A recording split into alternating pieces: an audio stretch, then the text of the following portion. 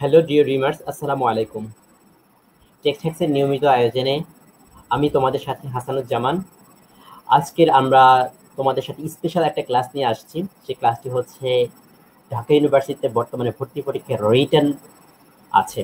ফলশ্রুতিতে আমাদের যে রিটেনের খুবই গুরুত্বপূর্ণ, তাই আজকে স্পেশাল ক্লাস রিটেনের উপরে। আমাদের আজকে যে ক্লাসটা হবে শুধুমাত্র রিটেনের উপর, ঠিক আছে?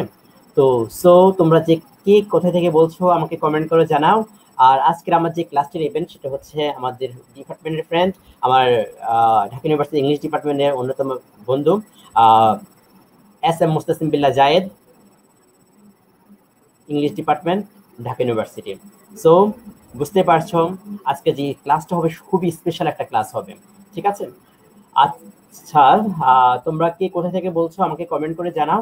আর আমরা কিছুক্ষণের মধ্যে আমাদের যে গেস্ট যে ক্লাসটা নিবে সেই কিছুক্ষণের মধ্যে আমরা স্ক্রিনে নিয়ে আসবো। সে তোমাদের সাথে আজকের যে ক্লাসটা আছে সেই ক্লাসটা তোমাদের সাথে পরিচালনা করবেন, ঠিক আছে? তো তোমরা সবাই যারা আজকের যে স্পেশাল রিটেন ক্লাসের জন্য তোমরা কে কোথা থেকে বলছো, কে কোথা থেকে শুনছো, কি কোথা থেকে আমাদের টিক্সট্যাক্সের সাথে আছো, সবাই কমেন্ট করে জানাও। আমি দেখতে পাচ্ছি রবিউল ইসলাম বলছে আসসালামু আলাইকুম। ওয়ালাইকুম আসসালাম। ফজলে রাফি আসসালামু আলাইকুম। মিথিলা মজুমদার আদব ভাইয়া আদাব। আচ্ছা, ওয়ালাইকুম আসসালাম। জামালপুর জেলা government, Mithila Majumdar Chittagong government college থেকে। আচ্ছা, ফাহিমা সুলতানা লামিয়া বলছে ময়মন সিং আসসালামু আলাইকুম ভাইয়া। ওয়ালাইকুম আসসালাম। আচ্ছা, হাজীগঞ্জ থেকে বলছে আরিফ হোসেন মহিন বলছে হাজীগঞ্জ থেকে। আচ্ছা, আজকে আমাদের যে ক্লাসটা হবে, আমি আই রিপিট স্পেশাল ক্লাস। কারণ হচ্ছে তোমরা জেনে থাকবে যে ঢাকা ইউনিভার্সিটিতে রিটেন যেহেতু আছে, ফলশ্রুতিতে আমাদের যে রিটেনটা আছে সেই রিটেনটা অনেক বেশি গুরুত্বপূর্ণ। এখন তোমরা যদি বাজারে শুধুমাত্র যেসব বইগুলো আছে শুধুমাত্র এগুলোতে মুখস্থ করে লেখে ফেলো, তাহলে হচ্ছে তোমার ভর্তি পরীক্ষায় কিন্তু সবগুলো এখান থেকে যে হুবহু কমন আসবে এমন না। তোমাদেরকে জানতে হবে কিভাবে রিটেন লিখতে হয়, কিভাবে একটা প্যারাগ্রাফ লিখতে হয়। প্যারাগ্রাফ যদি লিখার তুমি না জানো ভাইয়া এবং আপু, তুমি যদি প্যারাগ্রাফ নিজের মতো করে কি কি কন্টেন্টস এখানের মধ্যে আছে এগুলো যদি তুমি না জানো, তাহলে তোমার যে প্যারাগ্রাফটা আছে সেই প্যারাগ্রাফের স্ট্যান্ডার্ড যদি না হয়, রিটেনে যেহেতু 50 মার্কস, সব ইংলিশের জন্য হয়তো তোমাদের 30 থেকে 25 অথবা 20 অথবা 20 থেকে 30 মার্কসের মধ্যে থাকবে। সো রিটেনটা অনেক বেশি গুরুত্বের সাথে তোমাদের দেখতে হবে। আর তোমরা কি কোথা থেকে শুনছো আমাকে কমেন্ট করে জানাও। এবং তোমরা আজকে এই যে লাইভ ক্লাসটা আছে, এই লাইভ ক্লাসটা সবাই সবাই আজকে এই লাইভ ক্লাসটা শেয়ার করে দাও। আজকের এই লাইভ ক্লাসটা শেয়ার করে দাও, যাতে করে তোমার বন্ধুরাও দেখতে পায়। আমাদের টেক্সট্যাক্সের যে গ্রুপটা আছে এই গ্রুপের মধ্যে যে স্পেশাল যে ক্লাসগুলো হয় শুধুমাত্র ঢাকা ইউনিভার্সিটি ইংলিশ ডিপার্টমেন্টের ভাইয়ারাই তোমাদের যে ক্লাসগুলো নিচ্ছেন। এছাড়া অলরেডি আমাদের সাথে সৈয়দ মেহরাব আলী ভাইয়া আমাদের সাথে তোমাদের ক্লাস নিয়েছেন, স্পেশাল একটা ক্লাস নিয়েছেন। তোমরা অলরেডি চেয়েছো যে সৈয়দ মেহরাব আলী ভাইয়ার আরো ক্লাস দেওয়ার জন্য।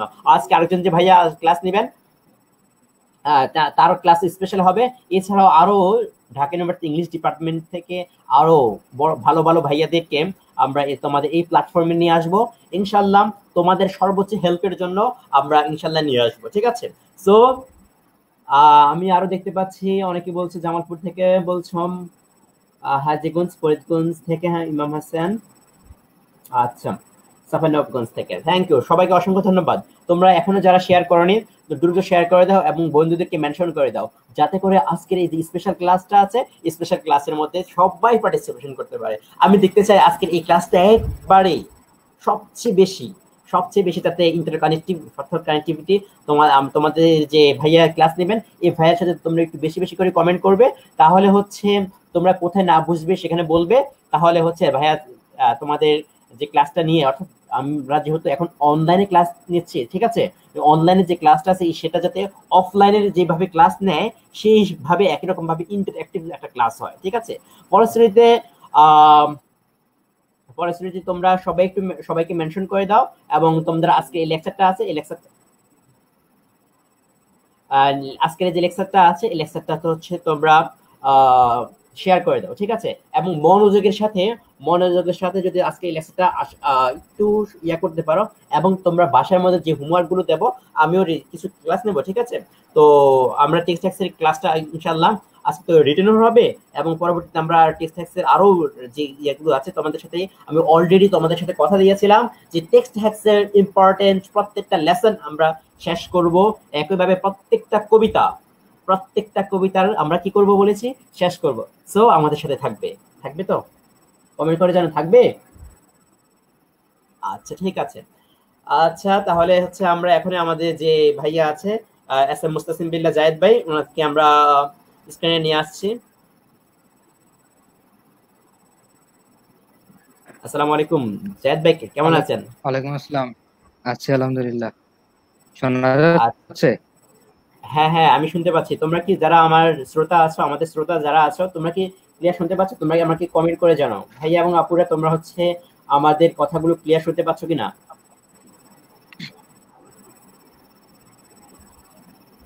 হ্যাঁ, রবিউল আলম হাত তুলে বলছে রেজ ইউর হ্যান্ড করেছো। তারপর হচ্ছে আরিফ হোসেন মহিন বলছে ইয়াস হুম। আহ, হ্যাঁ, রাশিদুল খান আমরা ভালো আছি আলহামদুলিল্লাহ, অফকোর্স। আচ্ছা, তো তোমাদের সাথে পরিচয় করে দিচ্ছি, এ হচ্ছে আমাদের এস এম মুস্তাসিম বিল্লাহ জায়েদ, ঢাকা ইউনিভার্সিটি ইংলিশ ডিপার্টমেন্টে আছেন। সো আজকের ক্লাসটা ভাই এখন তোমাদের সাথে, আজকের এই যে ক্লাসটা আছে সেটা এখন তোমাদের সাথে পরিচালনা করবেন। তাহলে আমি ব্যাক স্টেজে চলে যাচ্ছি। ঠিক আছে জাহেদ ভাই, আপনি ক্লাস নেওয়া শুরু করেন, ঠিক আছে ভাই?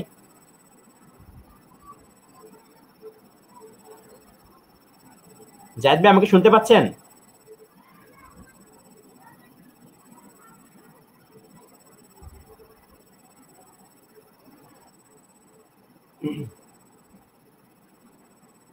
হ্যালো, এই যারা আমাদের সাথে আছো তোমরা যারা, আমাকে শোনা যাচ্ছে কিনা?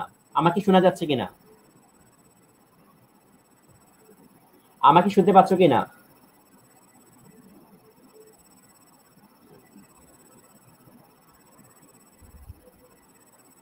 আমার মনে হচ্ছে জায়েদের যে ইয়েটা আছে সেটা মনে হয় একটু ডিস্টার্ব দিচ্ছে, কারণ হচ্ছে আমি দেখতে পাচ্ছি এখানের মধ্যে। আচ্ছা জায়েদ, এখন তুমি আমাকে শুনতে পাচ্ছ? হ্যাঁ হ্যাঁ, এখন শুনতে পাচ্ছি। আচ্ছা তাহলে আমি ব্যাক স্টেজে চলে গেলাম, তুমি হচ্ছে আজকের ক্লাসটা পরিচালনা শুরু করে দাও। ঠিক আছে ভাইয়া? ওকে, ওকে। আসসালামু আলাইকুম।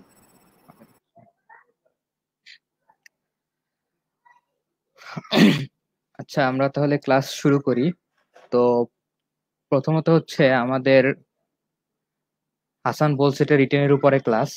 তো রিটেনে তো আসলে অনেক বেশি অংশ থাকবে, অনেক টপিক থাকবে। তো এতগুলো নেওয়া আসলে কঠিন একদিনে, এত স্বল্প সময়ের ভিতরে।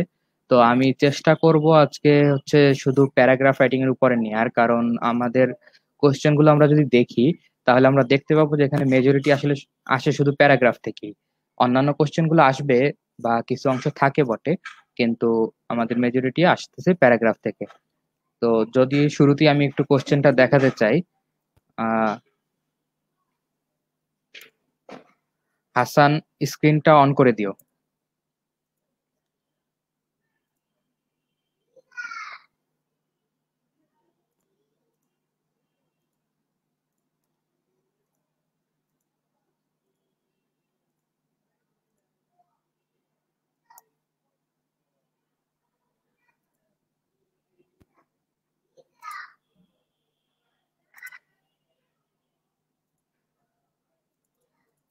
আচ্ছা আমি কি করতে পারি বুঝতে পারিনি আমি। আচ্ছা, আমি দিচ্ছি, একটু থাকতে হবে। আমি আসলে চেষ্টা করছি স্ক্রিনটা শেয়ার করার জন্য। তো স্ক্রিন হচ্ছে কিনা? শেয়ারটা, হ্যাঁ একটু থাকো। স্ক্রিন।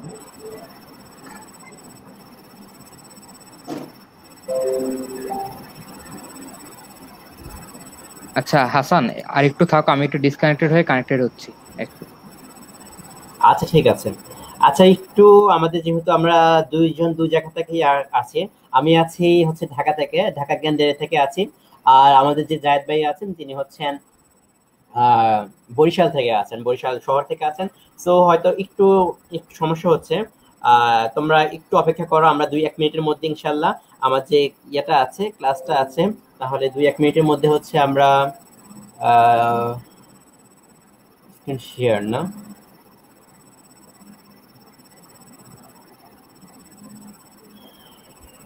আচ্ছা 2-1 মিনিটের মধ্যে ইনশাল্লাহ আমাদের যে ক্লাসটা আছে জায়েদ ভাই ইনশাল্লাহ এখনই শুরু করে দেবে, ঠিক আছে? সো হ্যাঁ হ্যাঁ, এখন স্ক্রিনটা দেখা যাচ্ছে। তো তোমার মনে হয় সবাই দেখতে পাচ্ছ, তাহলে আমি সরে যাচ্ছি, আমি ব্যাক স্টেজে চলে যাচ্ছি। আচ্ছা। জায়েদ, তো হ্যাঁ হ্যাঁ। জায়েদ আমাকে শুনতে পাচ্ছ তো? তাহলে তোমরা মনে হয় সবাই সবাই স্ক্রিন দেখতে পাচ্ছে, এবং আমি নিজে ব্যাক স্টেজে চলে যাচ্ছি, ঠিক আছে? ওকে, আসসালামু আচ্ছা, আলাইকুম। আমি কোশ্চেনটা দেখাতে চাচ্ছিলাম কিন্তু শুরুতে আসলে দেখাতে পারিনি, প্রবলেম ছিল। তো একসাথে আসলে দুইটা স্ক্রিন আনাটার প্রবলেম হচ্ছে। তো তোমাদের হচ্ছে যাদের কাছে টেক্সট হ্যাক্স বইটা আছে, তোমরা তো অধিকাংশ হয়তো কালেক্ট করেছো হাসানের কাছ থেকে। তো আমি বইটা আরেকবার একটু দেখাচ্ছি, যে এই যে আমার হাতের এই বইটা, এটার ভিতরে হচ্ছে তোমরা সম্ভবত 8 পেজের দিকে দেখো। হ্যাঁ, 8 নম্বর পেজে, এখানে হচ্ছে তোমাদের কোশ্চেন দেয়া আছে, প্রিভিয়াস ইয়ারের কোশ্চেন। তো এই কোশ্চেন গুলো যদি আমরা একটু খেয়াল করি, তাহলে দেখতে পারবো যে ঢাকা ইউনিভার্সিটিতে গত বছর বি ইউনিটের আমাদের যে কোশ্চেন আসছে, এখানে রিটেনের ভিতরে একটা প্যারাগ্রাফ আসছে, যে write a paragraph by analysing the significance of Bangabandhu Sheikh Mujibur Rahman historic speech on 7th March 1971।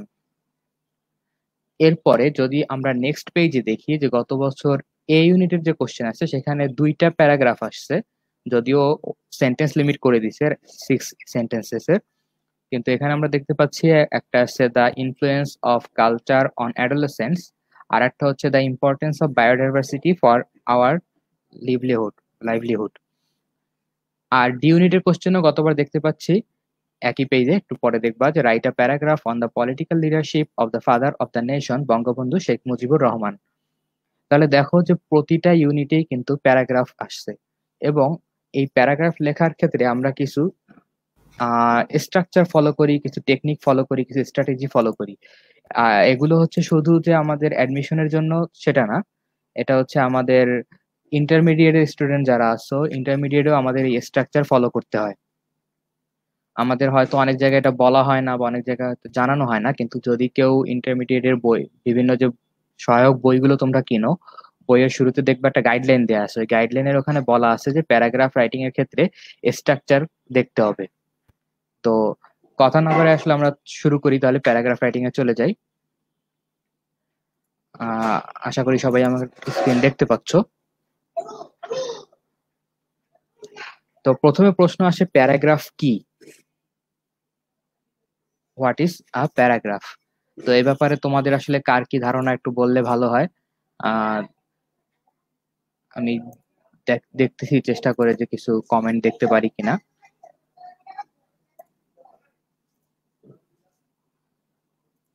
একটু বললে ভালো হয়।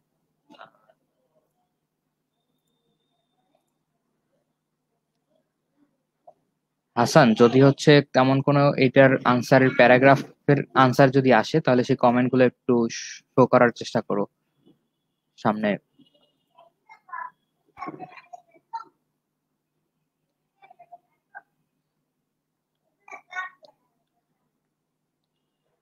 আচ্ছা, তো কেউ আসলে আনসার দিচ্ছ না, তো আসলে আমি পরে চলে যাচ্ছি।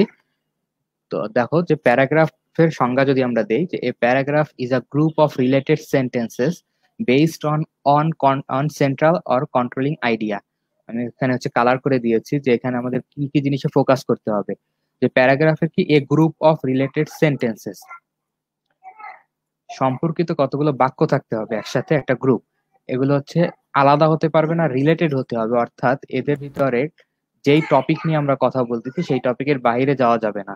এরপরে বলা হচ্ছে based on on central or controlling idea, যেটা হচ্ছে একটা কেন্দ্রীয় বা হচ্ছে মূল নিয়ন্ত্রণকারী আইডিয়ার উপর নির্ভরশীল হবে। তাহলে হচ্ছে এই যে ওয়ান সেন্ট্রাল আর কন্ট্রোলিং আইডিয়া, যেটা এটাই হচ্ছে আমাদের একটা প্যারাগ্রাফের টপিক, যে কোশ্চেনটা আমাদের দেয়া থাকবে। তো এই টপিকের উপরে বেস করে আমাদেরকে সম্পর্কিত কিছু সেন্টেন্স গ্রুপ আকারে সাজাতে হবে। এটাই হচ্ছে একটা প্যারাগ্রাফ। তো এখানে আরেকটা জিনিস বলে রাখি একসাথেই, যে প্যারাগ্রাফের ক্ষেত্রে আমাদের সবগুলো সেন্টেন্স একসাথে থাকতে হবে, যে এখানে আমি কোনো স্পেস দিতে পারবো না। অর্থাৎ যে ডাবল স্পেস বা লাইন স্পেস দিয়ে আমি হচ্ছে এটাকে আলাদা করতে পারবো না, এক জায়গায় থাকতে হবে। তাহলে আমরা এখন দেখি যে তাহলে প্যারাগ্রাফ লিখতে গেলে আমাদের যে স্ট্রাকচারের কথা বললাম, যে প্যারাগ্রাফে কি কি থাকতে হবে। একটা প্যারাগ্রাফের মেইনলি আমরা তিনটা পার্ট, মানে তিনটা পার্টে আমরা প্যারাগ্রাফটা লিখে থাকি। এখানে দেখতে পাচ্ছ টপিক সেন্টেন্স, সাপোর্টিং ডিটেলস আর হচ্ছে কনক্লুডিং সেন্টেন্স।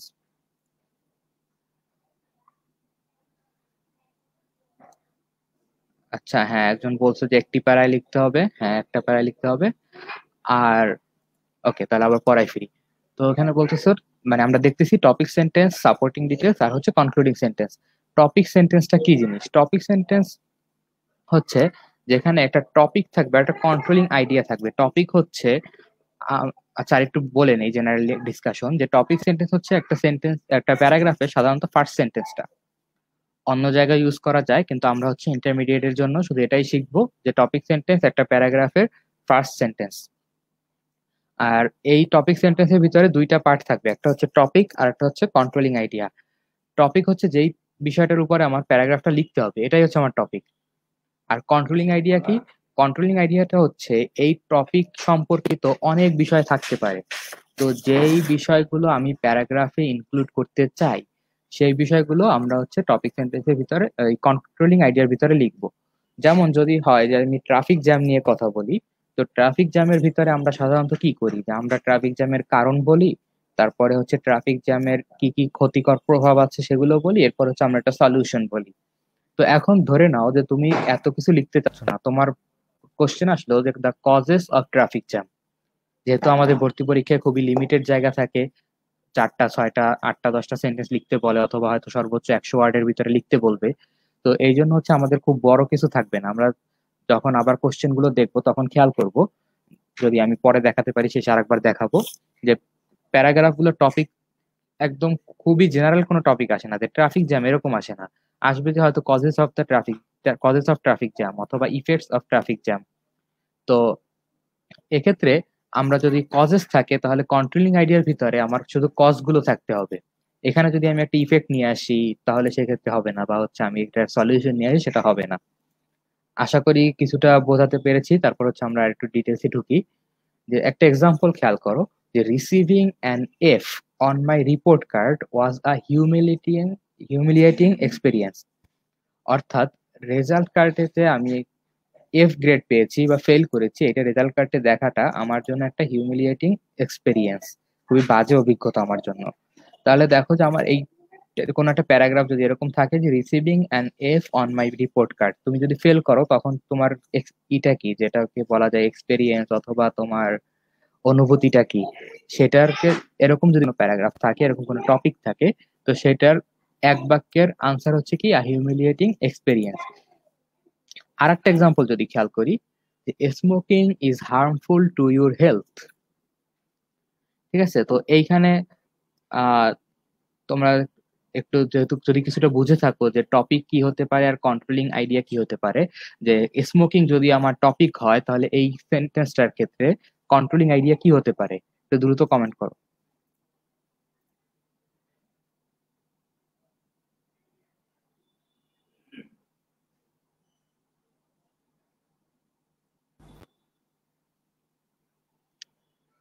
আচ্ছা, আমি কারো কমেন্ট দেখতে পাচ্ছি না এই বিষয়ে।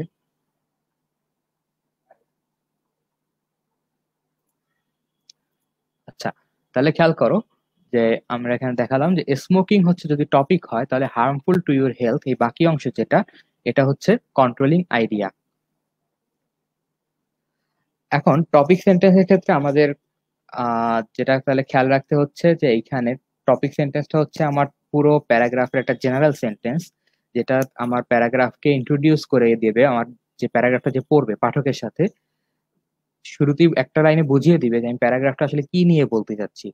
Smoking is harmful to your health, এটা যখন আমি বলবো, তো আমি কন্ট্রোলিং আইডিয়া যখন বললাম যে হার্মফুল টু ইউর হেলথ, এর দ্বারা আমার অডিয়েন্স একটা ধারণা পাবে, আমার রিডার একটা ধারণা পাবে যে স্মোকিং এর নেগেটিভ ইফেক্ট নিয়ে আমি কথা বলতেছি। স্মোকিং কেন হয়, বা হচ্ছে স্মোকিং কি জিনিস, অথবা স্মোকিং এর কোনো উপকারিতা আছে কিনা। তো এগুলো কিছু না, আমার হচ্ছে এই প্যারাগ্রাফটা আমি শুধু কথা বলবো স্মোকিং এর নেগেটিভ ইফেক্ট নিয়ে। তাহলে টপিক সেন্টেন্সকে আমাকে এটা ইন্ট্রোডিউস করিয়ে দিতে হবে। তো আমরা আমাদের টিপিক্যাল বিভিন্ন ক্লাসের বইগুলোতে যেসব ফার্স্ট সেন্টেন্স দেখি, বা একটা প্যারাগ্রাফ লিখতে গেলে যে অনেক দূর থেকে গিয়ে শুরু করে, যেমন হচ্ছে যদি তোমার এই স্মোকিং, যদি তোমার কোশ্চেনটা থাকে এটার ক্ষেত্রে খেয়াল করি যে নেগেটিভ ইফেক্টস অফ স্মোকিং। এখন আমাদের বইগুলোতে অধিকাংশ লেখায় হয়তো এটা এভাবে শুরু করা হবে যে স্মোকিং কি জিনিস বা স্মোকিং এর ভিতরে কি কি আছে, এটা হচ্ছে এখন এই সোসাইটির একটা প্রবলেম সেটা দিয়ে শুরু করবে, কিন্তু না। যেহেতু নেগেটিভ ইফেক্ট বলছে, হ্যাঁ সোসাইটির প্রবলেম সেটাও আসবে ভিতরে, কিন্তু হচ্ছে যেহেতু নেগেটিভ ইফেক্ট বলছে আমাকে শুরুতে একটা জিনিস ঠিক করে নিতে হবে যে হ্যাঁ যদি তুমি সোসাইটির প্রতি নেগেটিভ ইফেক্ট নিয়েও বলতে চাও, বলতে পারো সোসাইটি কিভাবে ধ্বংস করতেছে, যে হার্মফুল টু আওয়ার সোসাইটি। কিন্তু মানে জেনারেল কোনো আইডিয়া বলা যাবে না, মানে একটা নেগেটিভ ইফেক্ট রিলেটেড কিছু একটা দিয়ে শুরু করতে হবে। আর হ্যাঁ, কেউ কেউ বলতেছে যে আরেকটু ক্লিয়ার করার, হ্যাঁ আমি এটা নিয়ে আরো কথা বলবো, দেখতে থাকো। দেখো এখন হচ্ছে আমাদের এই সময়ের খুবই একটা মানে আলোচিত টপিক যে ইউএস ইলেকশন 2020, ঠিক আছে? তো এখন এইখানে দেখো এইটার রিলেটেড কতগুলো টপিক সেন্টেন্স দেয়া আছে, অনেকগুলো। দেখো চারটা আমি এখানে চারটা দিচ্ছি, আরো তোমরা অনেক লিখতে পারো। শুধু ইউএস ইলেকশন 2020 বা 2020, US is one of the most powerful countries in the world. Sorry, এই যে সেন্টেন্সটা লিখলাম দেখো, এই সেন্টেন্সটা কি ইউএস ইলেকশন 2020-র সাথে কোনোভাবেই কি ম্যাচ করে যে US is one of the most powerful countries of the world? কারণ আমার টপিক হচ্ছে ইউএস ইলেকশন 2020, শুধু ইউএস না, শুধু ইলেকশন না, শুধু ইউএস ইলেকশন না, বা ইলেকশন অফ 2020 না, ইউএস ইলেকশন অফ 2020, পুরো জিনিসটাকে আমাকে খেয়াল রাখতে হবে আমার টপিক সেন্টেন্স লেখার সময়। তাহলে ফার্স্ট টপিক সেন্টেন্সটা আমরা কি বলছি যে US is one of the most powerful countries in the world. এই জিনিসটা আমার টপিকের সাথে কোনোভাবেই ম্যাচ করে না, সুতরাং এই ধরনের সেন্টেন্স লেখা আমরা অ্যাভয়েড করব। আমরা অনেক বইতে এরকম পাবো যে এই ধরনের কিছু লেখা শুরু করলে এরকম খুবই জেনারেল একটা জিনিস দিয়ে শুরু করে, যে জিজ্ঞেস করলো তোমার মানে তোমার নাম কি, তুমি শুরু করলা যে তোমার দাদার নাম, তারপর বংশ পরিচয় দিয়ে তারপর শেষ লাইনে গিয়ে বললা তোমার নাম। এরকম আমরা করব না, আমরা হচ্ছে একদম টু দি পয়েন্ট আনসার দেওয়ার চেষ্টা করব। কারণ একটা হচ্ছে প্যারাগ্রাফের স্ট্রাকচারেরও এটা বৈশিষ্ট্য যে তুমি রিডারের জন্য ক্লিয়ার কাট ধারণা দিবা। আর অ্যাডমিশনের ক্ষেত্রে আরো স্পেশাল, যে অ্যাডমিশনে আমাদের জায়গা খুব কম থাকে, খুবই লিমিটেশন দেয়া থাকে। তো এই ক্ষেত্রে হচ্ছে আমরা বাড়তি কথার দিকে যাবোই না, এদিকে গেলে হচ্ছে নম্বর আরো কমার সম্ভাবনা থাকবে। তোমাকে 6 সেন্টেন্স লিখতে বললো, তুমি এইরকম একটা সেন্টেন্স লিখলা, এই সেন্টেন্সটার কারণে তুমি আসলে পরীক্ষায় ওই 6 সেন্টেন্স তোমার কাউন্ট করা হবে না। আর একটা টপিক সেন্টেন্স খেয়াল করো যে election of US is a very significant event of world politics. যে ইউএস বা ইউনাইটেড স্টেটের ইলেকশন, এটা হচ্ছে ওয়ার্ল্ড পলিটিক্স এর সিগনিফিক্যান্ট ইভেন্ট একটা। এখন দেখো এটাও আমরা টপিক সেন্টেন্স হিসেবে নিতে পারবো না, কারণ টপিক ছিল US election of 2020। US election শুধু না, 2020 কে একদমই স্পেসিফাই করে দেওয়া হয়েছে। তো সেই হিসেবে আমাদের এই টপিক সেন্টেন্সটাও অ্যাকসেপ্টেবল না। Election of US is a very significant event of world politics, তাহলে এই টপিক সেন্টেন্সটাকেও আমরা অ্যাকসেপ্ট করবো না। থার্ড টপিক সেন্টেন্সটা খেয়াল করো যে US election 2020 is a remarkable event of this ইয়ার। এইখানে এসে আমরা ফার্স্ট আমাদের টপিক সেন্টেন্সটা কিছুটা হলেও আমাদের টপিককে টাচ করেছে। যে আমরা টপিক বলেছিলাম যেটা কোশ্চেন থাকবে ইউএস ইলেকশন 2020, এবং এই জিনিসটাই হচ্ছে আমরা এই টপিক সেন্টেন্সের টপিক হিসেবে নিতে পেরেছি, ইউএস ইলেকশন 2020। এরপরে বলতেছি is a remarkable event of this ইয়ার, তাহলে এইটা হচ্ছে আমার কন্ট্রোলিং আইডিয়া। আমি প্যারাগ্রাফটা এটার উপরে লিখবো যে রিমার্কেবল ইভেন্ট অফ দিস ইয়ার, এটার উপরে আমি প্যারাগ্রাফটা লিখতে যাচ্ছি। কিন্তু এই টপিক সেন্টেন্সটাও খুব স্পেসিফিক হয় না বা খুব একটা ভালো টপিক সেন্টেন্স হয় না। এটা হচ্ছে একটা গড়পড়তা টপিক সেন্টেন্স, এটা হচ্ছে মানে জাস্ট হচ্ছে টপিক সেন্টেন্সের বেসিক কিছু শর্ত পূরণ করে, যেখানে টপিক আছে, কন্ট্রোলিং আইডিয়া আছে। কিন্তু আমাদের দরকার আরো স্পেসিফিকে যাওয়া। কেন যেতে হবে সেটা আমরা আস্তে আস্তে আসতেছি সামনে আরো। পরের টপিক সেন্টেন্সটা খেয়াল করো, US election 2020 is an exceptional but special আর remarkable event as it may influence global politics seriously। দেখো আমি একটা বিশাল টপিক সেন্টেন্স লিখছি, দেখে মনে হচ্ছে যে একটা প্যারাগ্রাফের শুরুতে এত বড় একটা জিনিস লিখবো কেন, কিন্তু আসলে তা না। এটা হচ্ছে আমাদের টপিক সেন্টেন্সটা এমন কিছু থাকতে হবে যেটা আমি প্যারাগ্রাফের ভিতরে যা লিখতে পারছি সব চলে আসে একসাথে। যেখানে আমরা কি কি পয়েন্ট বলতেছি দেখো, যে একটা হচ্ছে এক্সেপশনাল, এটা একটা পয়েন্ট যে ইলেকশনটা এক্সেপশনাল। আর একটা হচ্ছে এই ইলেকশনটা হচ্ছে স্পেশাল আর রিমার্কেবল ইভেন্ট, আর একটা হচ্ছে যে এটা গ্লোবাল পলিটিক্সকে সিরিয়াসলি ইনফ্লুয়েন্স করতে পারে।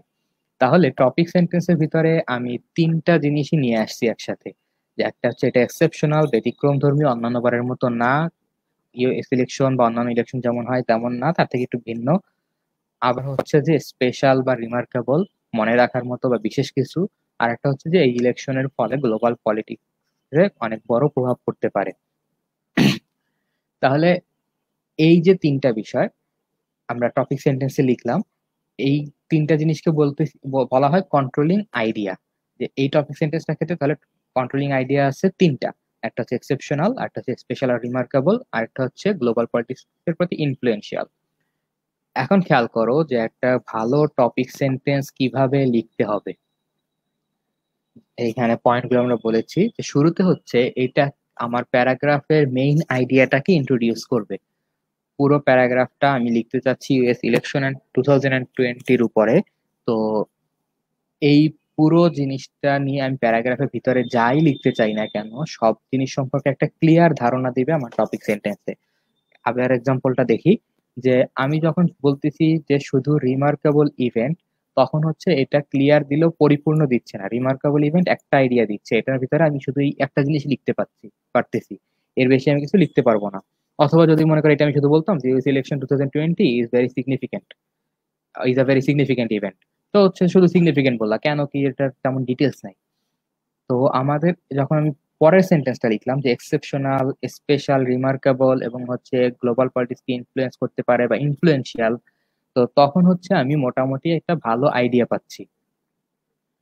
এরপর হচ্ছে summarising the main idea of the paragraph. আমি প্যারাগ্রাফের ভিতরে যা লিখবো সবগুলোকে সামারাইজ করতে করতে হবে। এই জিনিসটা প্যারাগ্রাফ আমরা পুরো আলোচনা শেষে আবার ব্যাক করব, তখন হচ্ছে এটা আরেকটু ক্লিয়ার হবে।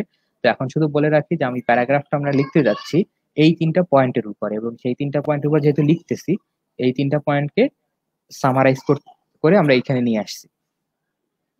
আর লাস্টেটা বলতেছি indicating to the reader what the paragraph is about. অর্থাৎ এখানে দেখো ফার্স্ট দুইটা সেন্টেন্স তুমি পড়ে ইউএস ইলেকশন নিয়ে লিখতেছো, আর তুমি বলতেছো ইউএস পাওয়ারফুল কান্ট্রি বা হচ্ছে ইউএস এর ইলেকশন সিগনিফিকেন্ট ইভেন্ট, এগুলো আসলে আমার ইউএস ইলেকশন 2020 নিয়ে খুব একটা ক্লিয়ার ধারণা দিচ্ছে না। এটা রিডারকে বোঝাচ্ছে না যে প্যারাগ্রাফটা কি নিয়ে। তো এরপরে থার্ডটাতেও আসলেও ক্লিয়ার না, ফোর্থটাতে হচ্ছে আমরা মোটামুটি ভালো ক্লিয়ার ধারণা পেয়ে গেছি। তো এখন তোমরা হচ্ছে এটার উপর একটু লিখবা, আমি একটু কমেন্ট চেক করব। যে একটা টপিক সেন্টেন্স লিখবা যে ঢাকা ইউনিভার্সিটি মাই ড্রিম, তুমি কেন ঢাকা ইউনিভার্সিটিতে পড়তে চাও বা ঢাকা ইউনিভার্সিটি পড়া কেন তোমার জন্য স্বপ্ন। এটার উপরে একটা টপিক সেন্টেন্স তোমরা কমেন্ট বক্সে লিখো। এবং হচ্ছে আর এই রিলেটেড টপিক সেন্টেন্স রিলেটেড কারো যদি কোনো কোশ্চেন থাকে কমেন্টে লিখো, আমি চেক করতেছি। আমরা 1 মিনিট সময় নিব, তারপর হচ্ছে আবার সামনে আগাবো।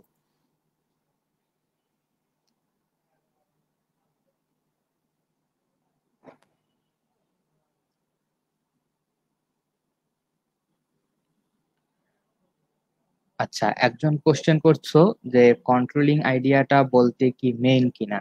হ্যাঁ, কন্ট্রোলিং আইডিয়াটা হচ্ছে কি যে আমরা যখন একটা টপিক নিয়ে কথা বলবো, সেই টপিকটা মানে প্যারাগ্রাফটা ওই টপিকের কোন কোন অংশকে টাচ করবে। আমি যে এক্সাম্পলটা দিয়েছিলাম সেই এক্সাম্পলে যদি আবার ফিরে যাই, যে ট্রাফিক জ্যামের ক্ষেত্রে তুমি কজ লিখতে পারো, ইফেক্ট লিখতে পারো বা সলিউশন লিখতে পারো। কেন ট্রাফিক জ্যাম হয় বা ট্রাফিক জ্যাম হলে কি কি ক্ষতি হয়, অথবা হচ্ছে ট্রাফিক জ্যাম এই সমস্যা থেকে প্রতিকারের উপায় কি। কিন্তু তুমি এখন তিনটা জিনিস নিয়ে লিখবা না, তুমি লিখবা শুধু কজ নিয়ে। তো সেক্ষেত্রে তুমি ফার্স্ট সেন্টেন্সে বলে দিলা যে ট্রাফিক জ্যামের কারণ কি কি হতে পারে। তো এই যে কারণ যেগুলো বলতেছো, সংক্ষেপে একটা কারণ নিয়ে একটা ধারণা দিবা, সেই ধারণাটাই হচ্ছে কন্ট্রোলিং আইডিয়া। বা হচ্ছে যদি আমার দেয়া এক্সাম্পলটাই আবার আমরা ফিরি, আহ আগের এক্সাম্পলে ফিরি একটা, সেটা হচ্ছে যে smoking is harmful to your health. যে এখানে স্মোকিং নিয়ে তুমি অনেক কিছু লিখতে পারো, কিন্তু তুমি প্যারাগ্রাফটা লিখবা যে স্মোকিং এর শরীরের উপরে কি কি প্রভাব আছে, নেগেটিভ ইফেক্ট আছে। তো সেটা নিয়ে যেহেতু লিখবা, সেক্ষেত্রে তুমি এই কন্ট্রোলিং আইডিয়াটা ইউজ করতেছো। তোমার প্যারাগ্রাফটা এটার উপরে হবে। আহ বুঝতে পেরেছো না এখনো প্রবলেম হচ্ছে?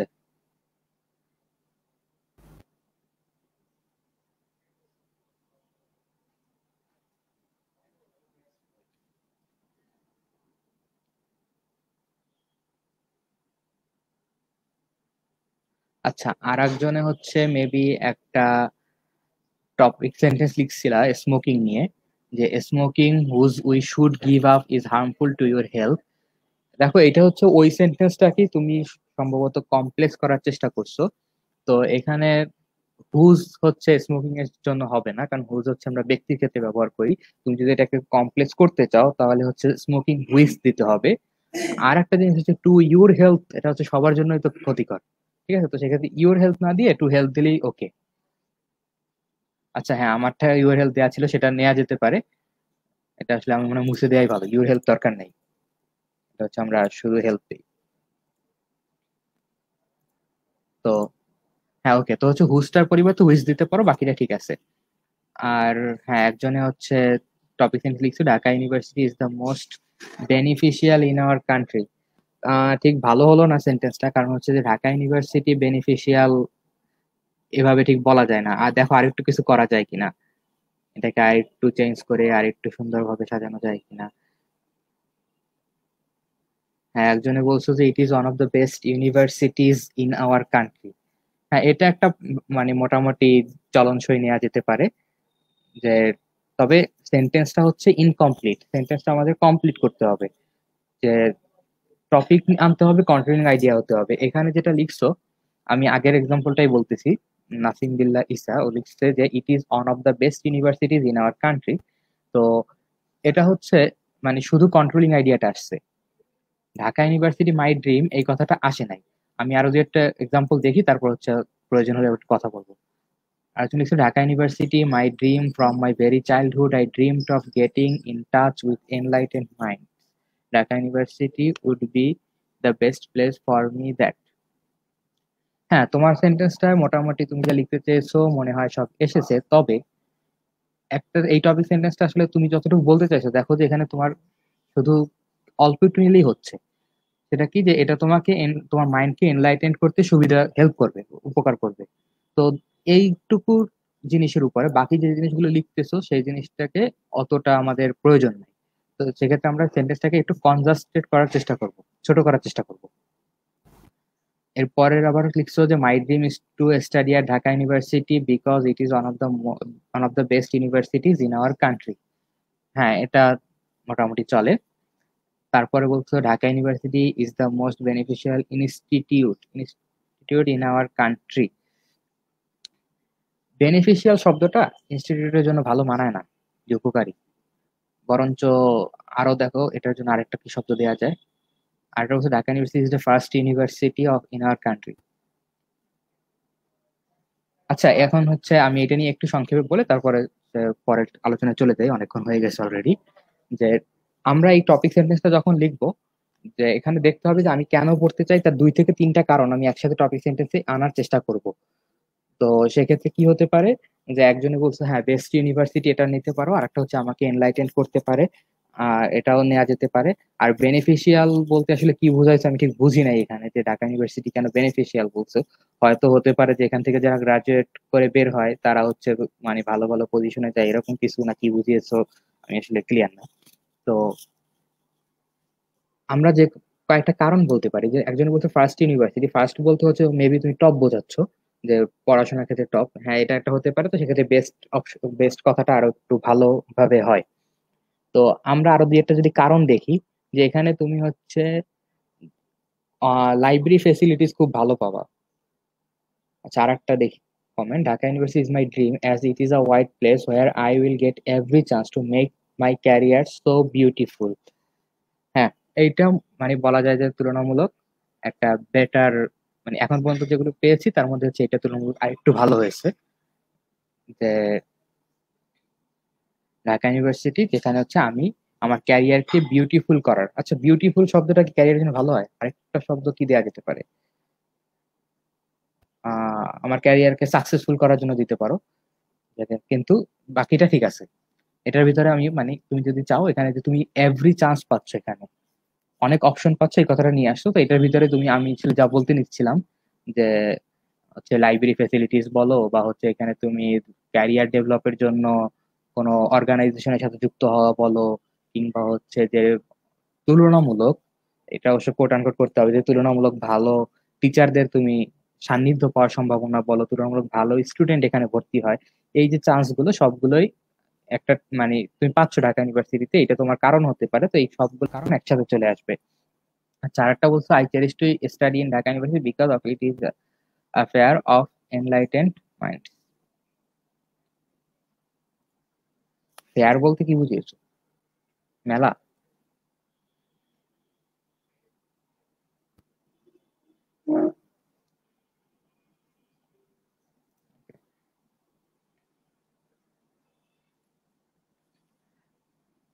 আচ্ছা, এখন মনে হয় এটা নিয়ে অনেক সময় ব্যয় করলাম যে আমরা, আচ্ছা ওর সেন্টেন্সটা বলছি, হ্যাঁ ওরটা মোটামুটি চলে। এখানে তুমি সুযোগ পাচ্ছ, তোমার সবকিছু এখানে কি বলা যায় যে একত্রিত হচ্ছে। আমি আলোচনায় ফিরতে চাচ্ছি, আবার আমরা কোশ্চেন নিয়ে আসবো। এখন দেখো সাপোর্টিং ডিটেলস কি জিনিস। শুরুতে আমরা বলছিলাম প্যারাগ্রাফে তিনটা পার্ট থাকে, টপিক সেন্টেন্স, সাপোর্টিং ডিটেলস, আর হচ্ছে কনক্লুডিং সেন্টেন্স। সাপোর্টিং ডিটেলস হচ্ছে যে তুমি প্যারাগ্রাফের টপিক সেন্টেন্সে যে কন্ট্রোলিং আইডিয়া গুলো দিয়েছো, সেই কন্ট্রোলিং আইডিয়া গুলোকে ডেভেলপ করা। যে তাহলে কি প্যারাগ্রাফকে ডেভেলপ করবা, আর হচ্ছে যে মেইন আইডিয়া দিছো, যা কন্ট্রোলিং আইডিয়া যেটা দিছো, এটাকে এক্সপ্লেন করবা, ইলাস্ট্রেট করবা, প্রুফ করবা, ব্যাখ্যা দিবা, তারপর সেটার এক্সাম্পল দিবা এবং প্রমাণ করবা যে তোমার এই যে লজিক গুলো দিছো, লজিক গুলো ঠিক আছে, লজিক গুলো ভুল না। যেমন হচ্ছে তোমরা যে কমেন্ট গুলো করতেছিলে, যে ধরো একজনে বলছো যে এখানে তুমি ক্যারিয়ার ডেভেলপের চান্স পেয়েছো, বা হচ্ছে কেউ বলছে এখানে তুমি নিজেকে এনলাইটেন করার সুযোগ পাবে, বা হচ্ছে এটা হচ্ছে বেস্ট ইউনিভার্সিটি, বা এটা টপ ইউনিভার্সিটি। তো এগুলো কেন বলতেছো? যখন তুমি হয়তো বেস্ট ইউনিভার্সিটি বলতেছো, তখন তোমাকে বলতে হবে যে এটা কেন বেস্ট বা কেন টপ, ঠিক আছে? অথবা হচ্ছে যে এখানে তুমি ক্যারিয়ার ডেভেলপের সুযোগ পাচ্ছ, তো হচ্ছে কিভাবে সুযোগ পাচ্ছ, এই কথাগুলো তোমাকে সম্পূর্ণটা এখানে প্রুফ করতে হবে। তুমি কোনো লেখাকে প্রুফ না করে রেখে যেতে পারবে না, ঠিক আছে? আবার হচ্ছে যে এই কথাগুলোকে উদাহরণ ব্যাখ্যা দিয়ে বুঝিয়ে দিতে হবে। এখন খেয়াল করো যে আগের টপিক সেন্টেন্সটার ক্ষেত্রে আমরা যদি সাপোর্টিং ডিটেলস লিখি, যে একটা হতে পারে US election 2020 slightly different from other election. এই যে স্লাইটলি ডিফারেন্ট বলতেছি, এটাই হচ্ছে এক্সেপশনাল। আমি আবার লিখে দিয়েছি যে স্লাইটলি ডিফারেন্ট হচ্ছে এক্সেপশনাল, মানে এই এক্সেপশনালটাকে আমি একটু রিফ্রেশ করে লিখলাম সেন্টেন্স আকারে, যেটা একটু স্লাইটলি ডিফারেন্ট অন্য ইলেকশন থেকে। পরেরটা বলতেছি, the world observes a memorable election in United states in this year. Remarkable বা স্পেশাল বলেছিলাম, তো এটা কি মেমোরেবল, মনে রাখার মতো, মার্ক করে রাখার মতো। আর থার্ডটা কি, it is suggested that this election will probably has a great impact on international relation. তার মানে হচ্ছে যে আমরা বলছিলাম ইনফ্লুয়েন্স করতে পারে, এফেক্ট করতে পারে, তাই না? ইনফ্লুয়েন্সিয়াল, এখানে বলেছিলাম যে ইনফ্লুয়েন্স করতে পারে, এক্সেপশনাল আর রিমার্কেবল। এই কথাগুলোই হচ্ছে আমার সাপোর্টিং ডিটেলস এর ভিতরে চলে আসবে। এরপরে দেখো একটা ভালো সাপোর্টিং ডিটেলস লেখার কি পদ্ধতি, যে এখানে প্রত্যেকটা সেন্টেন্সকে টপিক সেন্টেন্সের সাথে রিলেট হতে হবে। এইখানে আমি তিনটা বললাম যে এক্সেপশনাল, রিমার্কেবল, ইনফ্লুয়েন্সিয়াল, তাহলে এই তিনটা জিনিসই আমার টপিক সেন্টেন্সের সাথে রিলেট করতেছে। সেকেন্ডলি বলতেছি sentences are in the correct order. এই জিনিসটা মাথায় রাখো, এই জিনিসটা আমরা শেষে ব্যাখ্যা করব। তারপর বলতেছি দেয়ার আর নো ইরিলেভেন্ট আইডিয়াস, এটাও পরে ব্যাখ্যা করব, যে আমাদের সেন্টেন্স গুলো সাজানো হতে হবে ভালো মতন, আর ইরিলেভেন্ট আইডিয়া থাকতে পারবে না। আর একটা হচ্ছে is sentence connects smoothly to the next. এই তিনটা জিনিস আমরা পরে বলবো, এটা হচ্ছে শুধু বলে রাখলাম যে এটার বৈশিষ্ট্যগুলো কি সাপোর্টিং ডিটেলসে। তাহলে আমরা আবার পিছনের আলোচনায় ব্যাক করি, যে টপিক, একটা প্যারাগ্রাফ লিখতে গেলে তিনটা পার্ট থাকবে, topic sentence, supporting details, concluding sentence. Topic সেন্টেন্সের ভিতরে আমাদের পুরো প্যারাগ্রাফটা কি নিয়ে লিখতে চাচ্ছি সেগুলো ইনক্লুড করতে হবে, যেখানে টপিকও থাকবে, কন্ট্রোলিং আইডিয়াও থাকবে। এবং সেখান থেকে হচ্ছে আমরা যে এক্সাম্পলটা নিলাম, এখানে একটা টপিক আছে, টপিকের সাথে তিনটা আমাদের কন্ট্রোলিং আইডিয়া দিয়েছি, আর এই আমার কন্ট্রোলিং আইডিয়া গুলোই হচ্ছে আমার সাপোর্টিং ডিটেলস। এক্ষেত্রে একটা জিনিস খেয়াল রাখবা, যে তোমরা যে টপিক সেন্টেন্স গুলো লিখেছো এর মধ্যে বেশিরভাগ, কেউ বলতেছো বেস্ট, কেউ বলতেছো ক্যারিয়ার ডেভেলপের সুযোগ পাবা, কেউ বলতেছো নিজেকে এনলাইটেন করার সুযোগ পাবা। আমি এই তিনটা পয়েন্টই নিলাম। তো আমরা একটা প্যারাগ্রাফ লেখার ক্ষেত্রে শুধু একটা পয়েন্ট থেকে আমরা চেষ্টা করবো এরকম দুই তিনটা কারণ দেখাতে। বেস্ট এটা হচ্ছে একটা কারণ, বা টপ, এটা হচ্ছে একটা কারণ। আর একটা হচ্ছে যে তুমি বলতেছো ক্যারিয়ার ডেভেলপের সুযোগ পাবে, এটা আর একটা কারণ।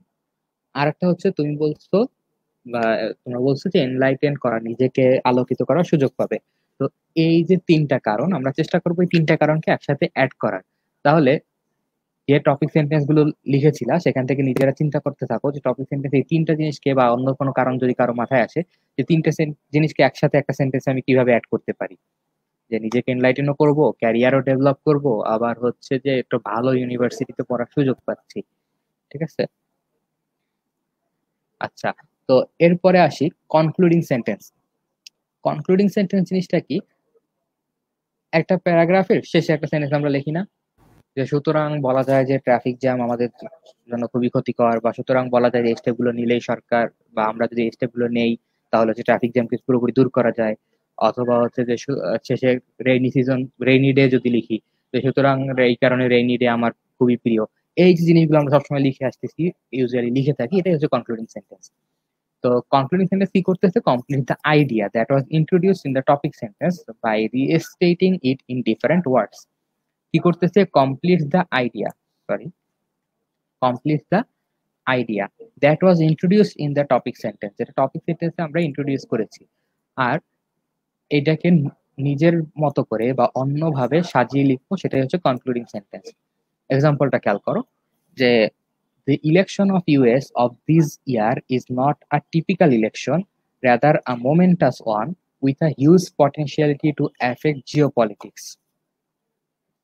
দেখো আমরা পুরো জিনিসটাকে চেঞ্জ করে ফেলছি, যে একই জিনিসগুলো রেখে দিছি। যে আমি শুরুতে কি বলেছিলাম, যে একটা হচ্ছে এক্সেপশনাল, এবং সেটারই সাপোর্টিং ডিটেলসে বলেছিলাম যে স্লাইটলি ডিফারেন্ট, আর এখানে বলতেছি কি নট আ টিপিক্যাল ইলেকশন।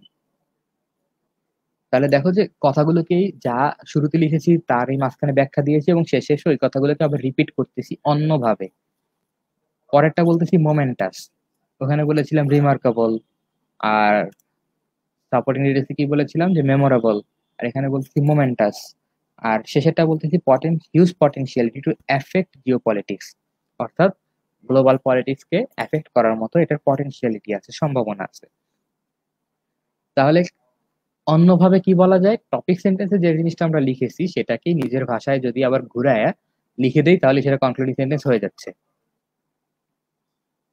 ওকে, তাহলে দেখো যে কনক্লুডিং সেন্টেন্স ভালো লেখার কি উপায়, যে নিজের আর্গুমেন্ট গুলো যেগুলো প্রেজেন্ট করেছি সেগুলো হচ্ছে সামারাইজ করব, নিজের যে অপিনিয়ন ছিল যেটা হচ্ছে টপিক সেন্টেন্সে বলেছিলাম সেটাকে আবার রিঅ্যাসার্ট করব।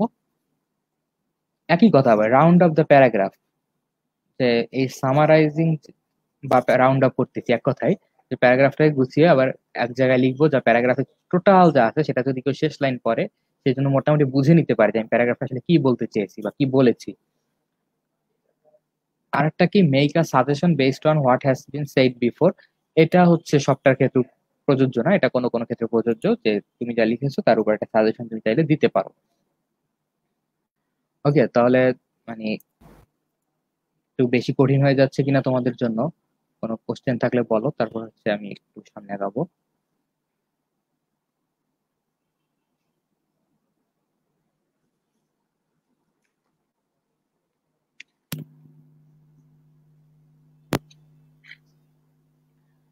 আচ্ছা, so Dhaka University is the most helpful institute in our country. It is the first institute of our country, so I wanna study in this institute in future.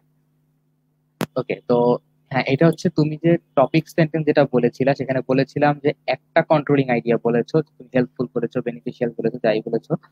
তো হেল্পফুল, হেল্পফুলের সাথে একটু অ্যাড করতে পারো যে হেল্পফুল,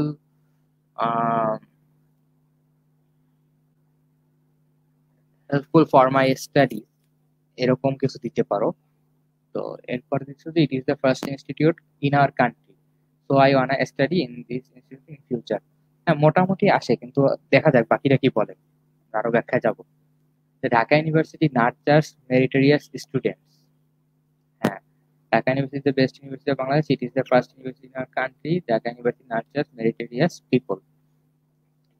আচ্ছা, এই যে sentence, একাধিক সেন্টেন্স লিখছো, একাধিক সেন্টেন্স টপিক সেন্টেন্স আমরা দিব না, টপিক সেন্টেন্স একটা সেন্টেন্স, এবং মেবি তোমরা এখানে সাপোর্টিং ডিটেলস হিসেবে লিখতে পারো, আমি আসলে ক্লিয়ার না। তো যদি সাপোর্টিং ডিটেলস হিসেবে লিখো তাহলে হচ্ছে যে একটা জিনিসের ব্যাখ্যা হয়েছে এখানে, যে বেস্ট লিখেছো, এটার ব্যাখ্যা শুধু এসেছে, বা হেল্পফুল লিখেছো এটার ব্যাখ্যা এসেছে, এরকম। ঠিক আছে। আচ্ছা, এতক্ষণ শুধু থিওরিটিক্যাল কথাবার্তা বললাম, খুব কঠিন কঠিন লাগতেছে যে কিভাবে করব। এত হয়তো অনেকের কাছে মনে হতে পারে যে ইন্টারমিডিয়েট 2 বছর পরে আসলাম, এগুলো কিছু কোনোদিন শুনি নাই, আবার কেউ কেউ শুনেছে হয়তো। তো আমরা আসলে আরেকটু ডিটেলসে যাব, তখন বুঝবো যে প্যারাগ্রাফটা কিভাবে সাজাতে হবে। অনেকক্ষণ হয়ে গেছে। দেখো, প্যারাগ্রাফ লিখতে গেলে আমরা শুরুতে যে কাজটা করব, একটা ব্রেন স্টর্মিং করব, যে আমি একটা প্যারাগ্রাফ লিখতে গেলে কি কি জিনিস আমার মাথায় আসতেছে। যে আমি যখন ইউএস ইলেকশন 2020 নিয়ে লিখবো, তখন দেখো আমাদের মাথায় কি কি আসতে পারে: remarkable, exceptional, influential, significant, awkward, problematic, আরো অনেকের মাথায় অনেক কিছু আসতে পারে। তো সব জিনিসটাকে অ্যাডমিশনের খাতা আসলে আমরা লিখতে পারবো না, কিন্তু মাথায় আসলে আমরা একটু চিন্তা করবো যে কি কি পয়েন্ট হতে পারে। যে রিমার্কেবল বললাম, এক্সেপশনাল বললাম, ইনফ্লুয়েন্সিয়াল, সিগনিফিক্যান্ট নিব, অকওয়ার্ড নিব, প্রবলেমেটিক নিব, বা আরো আরো আরো কারো মাথায় যদি আরো মানে অন্য কোনো পয়েন্ট আসে, ইউএস ইলেকশন নিয়ে যা খুশি আসতে পারে, সবগুলোকে মাথায় জড়ো করবো। যে কোনো একটা টপিক নিয়ে যখন তুমি লিখবা, তখন হচ্ছে তোমার মাথায় হঠাৎ করে অনেকগুলো আইডিয়া এমনি চলে আসার কথা। সেই আইডিয়া গুলো থেকে যে কোনো 2টা বা 3টা বা 4টা প্যারাগ্রাফ যে সাইজে লিখতে বলবে তার উপর ডিপেন্ড করে, যদি হয় 10 সেন্টেন্স লিখতে বলছে, তাহলে হচ্ছে সেখান থেকে 3টা পয়েন্ট নিব। আবার গতবার অনেকগুলো কোশ্চেন দেখলাম যে 6 সেন্টেন্সে লিখতে বলছে। তো 6 সেন্টেন্সে যদি লিখতে পারে, তাহলে হচ্ছে আমরা 2টা পয়েন্ট নিলেই হবে, আশা করা যায়। 2টা বা 3টাও যদি নেই, তাহলে সেক্ষেত্রে কি হতে পারে, যে আমি কোন 3টা নিয়েছি, রিমার্কেবল নিয়েছি, এক্সেপশনাল নিয়েছি, আর হচ্ছে ইনফ্লুয়েন্সিয়াল নিয়েছি। কেউ চাইলে অন্যগুলোকে নিয়েও ব্যাখ্যা করতে পারো। ঠিক আছে। এখন তোমাদের একটা টাস্ক, যে যদি বলি ইম্প্যাক্ট অফ কোভিড-19, আমরা যে এখন করোনা ভাইরাস চলতেছে, এটার হচ্ছে প্রভাব কি সোসাইটিতে হতে পারে বা অন্য কোনো ক্ষেত্রে হতে পারে, তো এটার প্রভাবগুলো কি, সেটা নিয়ে একটা প্যারাগ্রাফ যদি আমরা লিখতে চাই, সেক্ষেত্রে তোমাদের মাথায় কি আসে? যদি ইম্প্যাক্ট বলি 1-2 শব্দের কি কি, মানে তোমরা ব্রেন স্ট্রম করলে কি কি মাথায় আসে, একটু লেখো, কমেন্টে লেখো যে কোভিড-19 এর ইম্প্যাক্ট।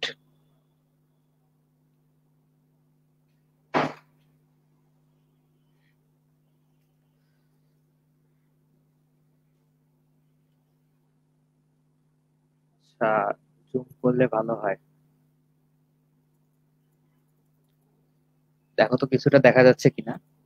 ইম্প্যাক্ট অফ কোভিড-19, আমি আর বেশি কিছু লিখি নাই। কোভিড-19 ভাইরাসের ইম্প্যাক্ট কি হতে পারে? যে আমাদের অনেক প্রবলেম বাড়তেছে, তো সোসাইটিকে প্রভাব ফেলতেছে, হয়তো দেখা যাচ্ছে আমরা এখন নতুন একটা জীবনে অভ্যস্ত হয়ে যাচ্ছি, যে এখানে হয়তো আগে মানে আমরা স্বাভাবিকভাবে বেরোতাম, এখন হচ্ছে আমাদের মাস্ক পরে বেরোতে হচ্ছে। এরকম অনেক কিছু হতে পারে। কি প্রভাব তোমার নিজের আশপাশে দেখো। একটু দ্রুত লেখো, বেশি সময় নিতে যাচ্ছি না। 1টা 2টা লেখো, প্রবলেম নাই, এখানে 5টা 6টা লিখতে হবে তা না, যার মাথায় যা আসে। 1টা লেখো, 2টা লেখো, 3টা লেখো, দ্রুত কমেন্ট করো।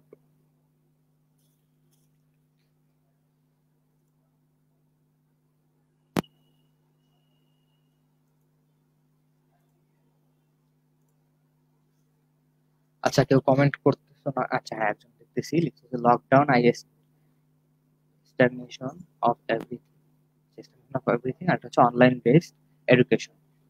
হ্যাঁ, ভালো, 3টেই পয়েন্ট নেওয়া যেতে পারে। আর কেউ?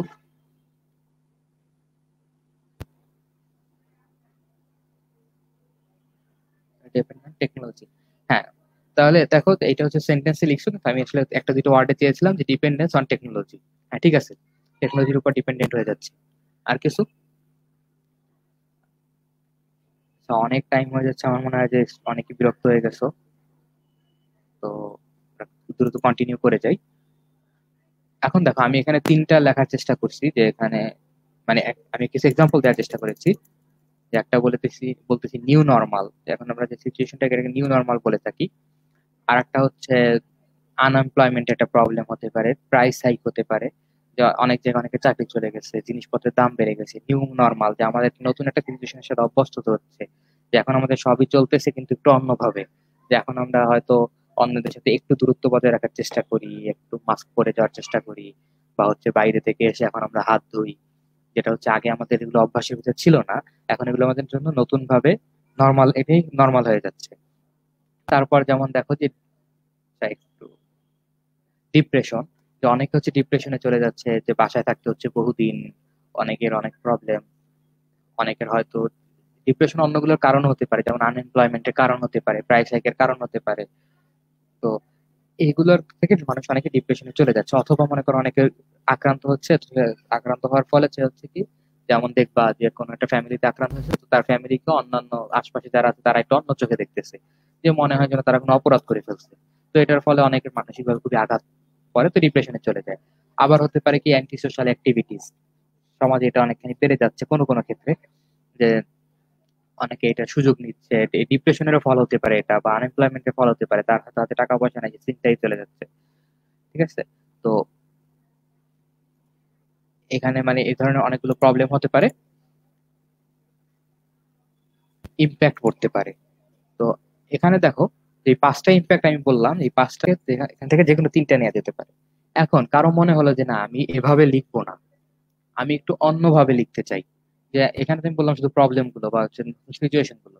কেউ ভাবলো না, আমি আর একটু ব্রডার সেন্সে আরো সুন্দরভাবে, যে বা আরো সুন্দর না হোক, আমি একটু অন্যভাবে লিখতে চাই। তো সেক্ষেত্রে আরেকটা এক্সাম্পল দেখতে পারো, যে এখানে আমরা বলতেছি যে কোভিড এর ইম্প্যাক্টটা কিভাবে পড়েছে। মানে একটা হচ্ছে যে কি কি ইম্প্যাক্ট পড়েছে, আরেকটা হচ্ছে কোন কোন ক্ষেত্রে পড়েছে। যে একটা হতে পারে সোশ্যাল ক্ষেত্রে ইম্প্যাক্ট পড়েছে, যে কিভাবে, যে করোনা ভাইরাসের ফলে আমরা ওই যে যেটা বললাম নিউ নর্মাল সিচুয়েশনের সাথে অ্যাডজাস্ট করতে হচ্ছে। এডুকেশনাল ক্ষেত্রে, যে আমাদের এতদিন যাবত হয়তো প্রতিষ্ঠানগুলো বন্ধ, আমরা নতুন টেকনোলজির সাথে ইন্ট্রোডিউস হচ্ছি, আমরা অনলাইনে ক্লাস করতেছি। তো পুরো সিস্টেমটাই একটা বড় ধরনের চেঞ্জ হয়ে গেছে। তারপর পলিটিক্যাল ক্ষেত্রে ইম্প্যাক্ট হবে, যেমন হচ্ছে যে অনেক ক্ষেত্রে দেখবা যে ইন্টারন্যাশনাল পলিটিক্স এর ক্ষেত্রে যদি বলি, যে কোনো কোনো কান্ট্রিতে এরকম হয়েছে যে এইটার কারণে তাদেরকে ঝামেলায় পড়তে হয়েছে। যেমন এই যে ইউএস ইলেকশনের ক্ষেত্রে যদি বলা হয়, যে এই ইলেকশনে ট্রাম্পের প্রতি মানুষ ক্ষুব্ধ ছিল, এর একটা কারণ হচ্ছে কি, যে সে করোনা ভাইরাসকে নিয়ে অনেক অন্যরকম কথা বলছে, যেগুলো হচ্ছে আমাদের সাধারণ বিজ্ঞানীদের যেসব কথাবার্তার সাথে মিলতে চায় না। অথবা মনে কর ব্রাজিলের প্রেসিডেন্ট নিয়ে এরকম কথা হয়েছে, তো সেক্ষেত্রে সেই সব জায়গায় পলিটিক্যাল একটা প্রভাব ফেলতে পারে কোভিড-19। তারপর হতে পারে কোনো কোনো ক্ষেত্রে রিলিজিয়াস, যেমন হচ্ছে কি, যে এখন যে ধরো ইসের এবার আমাদের মসজিদ গুলো যে কিছুদিন বন্ধ ছিল, বা হচ্ছে মসজিদে বলা হচ্ছে দূরত্ব বজায় রেখে নামাজ পড়তে, বা আমাদের হচ্ছে বিভিন্ন ধর্মীয় সমাবেশ করার ক্ষেত্রে বিধিনিষেধ। এটা হচ্ছে একইভাবে যেমন ইসলামিক বা মুসলিমদের অন্য ধর্মের ক্ষেত্রেও বলা হচ্ছে, যে পূজার ক্ষেত্রে আমরা শুনেছি যে এবার কিছুটা লিমিটেশন ছিল। তো এই গুলো প্রভাব পড়তে পারে। আর একটা হচ্ছে ইকোনমিক প্রভাব, এটা হচ্ছে একটা মানে খুবই বড় প্রভাব, যে আর্থিক ভাবে সবকিছু বলা যায় যে এলোমেলো করে দিয়েছে, একদম সমাজের নিচু স্তর থেকে উপরের স্তর পর্যন্ত। কোনো মানুষ এই সময় হচ্ছে, ধরো কোনো মানুষ যত মাস্ক প্রডিউস করতেছে তাদের হয়তো একটা এখানে ভালো ব্যবসা হয়েছে, আবার হচ্ছে কেউ অন্য কাজে ব্যস্ত ছিল তার কমে গেছে, এরকম। তো এখন দেখো যে এইখানে আমি পাঁচটা প্রভাব ক্ষেত্র বললাম, এখান থেকে হচ্ছে আমরা যে কোনো তিনটা নিবো। তো যদি মনে করো তুমি বেশি বলতে চাও, তুমি ইকোনমিক নিতে পারো, এডুকেশনাল নিতে পারো, সোশ্যাল নিতে পারো, এই তিনটা জিনিসকে খুব ভালো ব্যাখ্যা করা যেতে পারে।